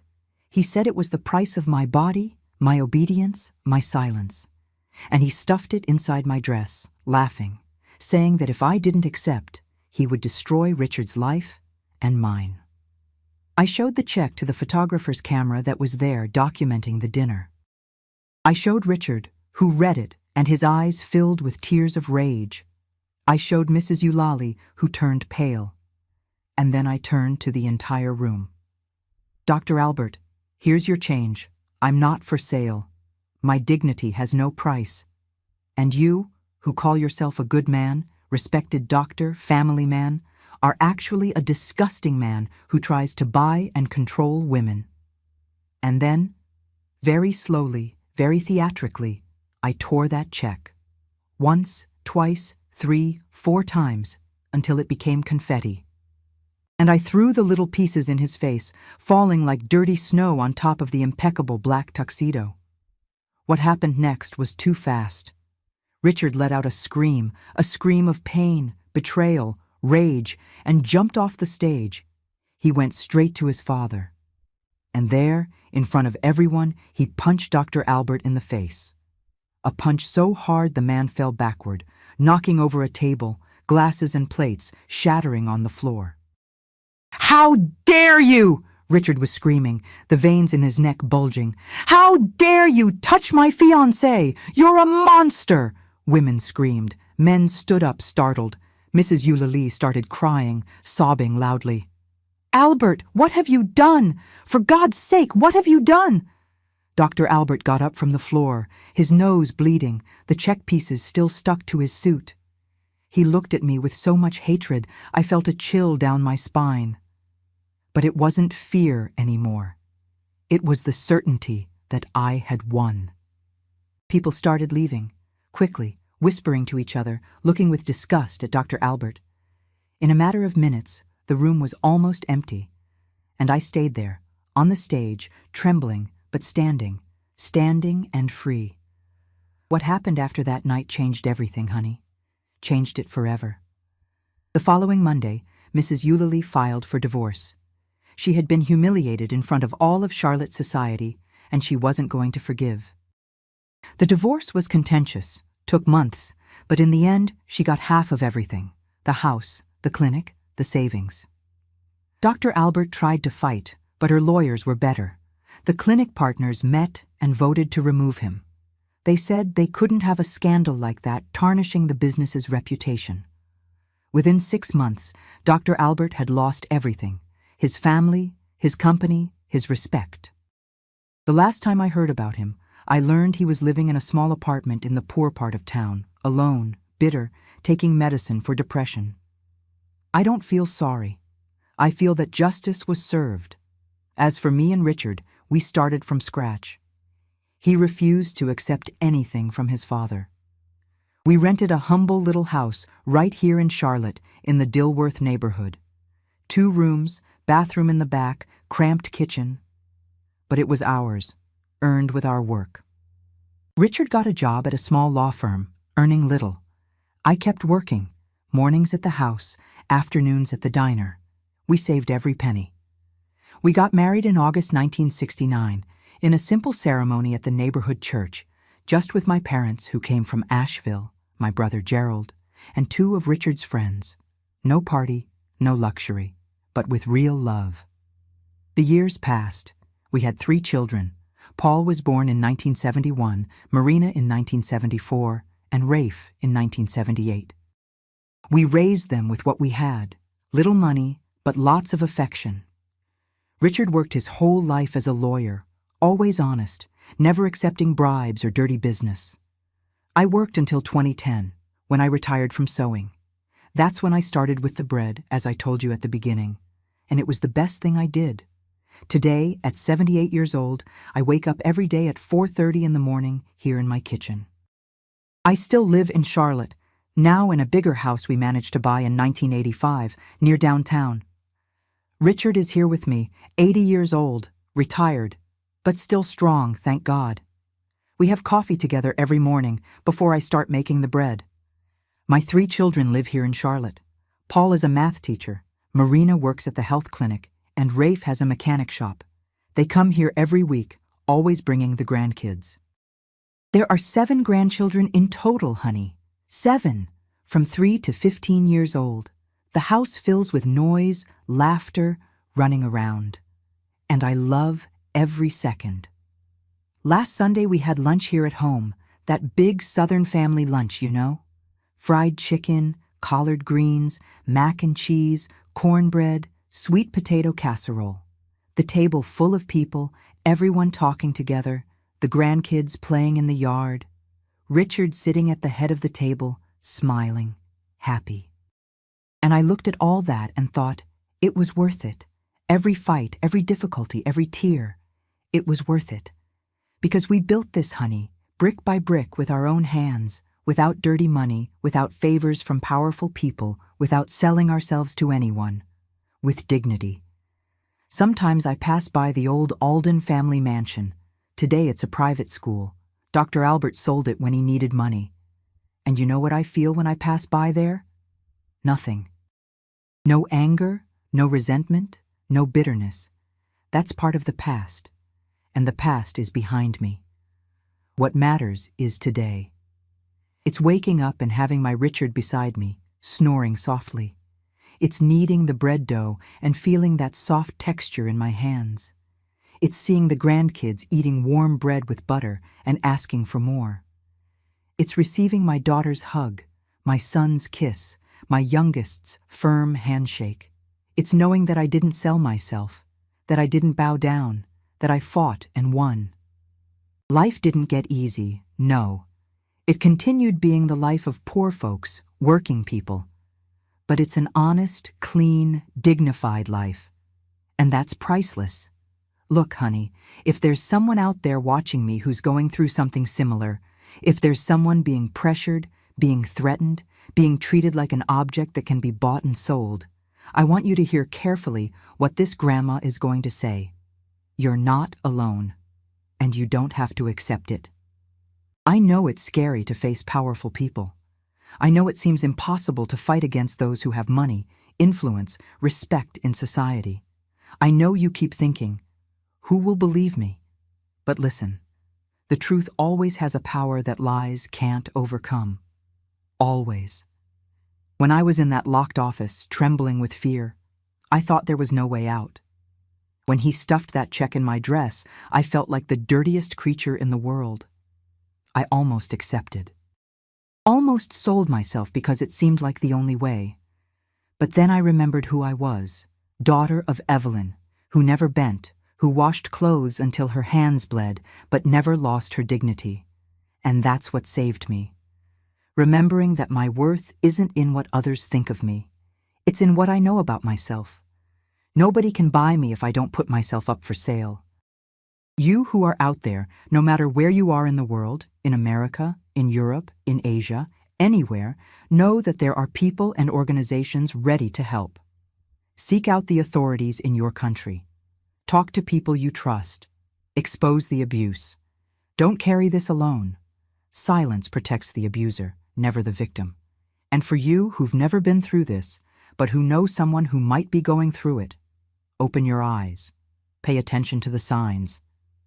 That coworker who's too quiet, that neighbor who doesn't look anyone in the eye anymore, that family member who suddenly changed. Reach out. Sometimes they just need to know someone believes them. I tore that check and threw it in his face because I chose my dignity. And you can choose too. Always can. No matter how many threats they make, how much fear they try to put in you, the choice to stand up or bow down is yours. Always has been. Always will be. Today, I make bread. It's a simple life. But it's my life, earned with my hands, with my sweat, with my courage, and that's worth more than all the checks in the world. My dear ones, if this story touched your heart, if you made it here with me on this journey, I need to ask you something urgent. Subscribe to Grandparents' Tales now and hit that bell. Why? Because each subscriber is a voice saying no to those who think they can buy people. Each view is a light shining against abuse of power. And I need this message to reach every corner of this world. I need it to reach that girl being blackmailed today, that boy being humiliated today, that child who needs to know they can report it. And leave me a comment with the word dignity. Just that, dignity. So I know you watched until the end, that you understood the message, that you'll carry this in your heart. Do it now. Don't wait another minute. Because someone needs you today. Someone needs this story today. And always remember, you are never, ever for sale.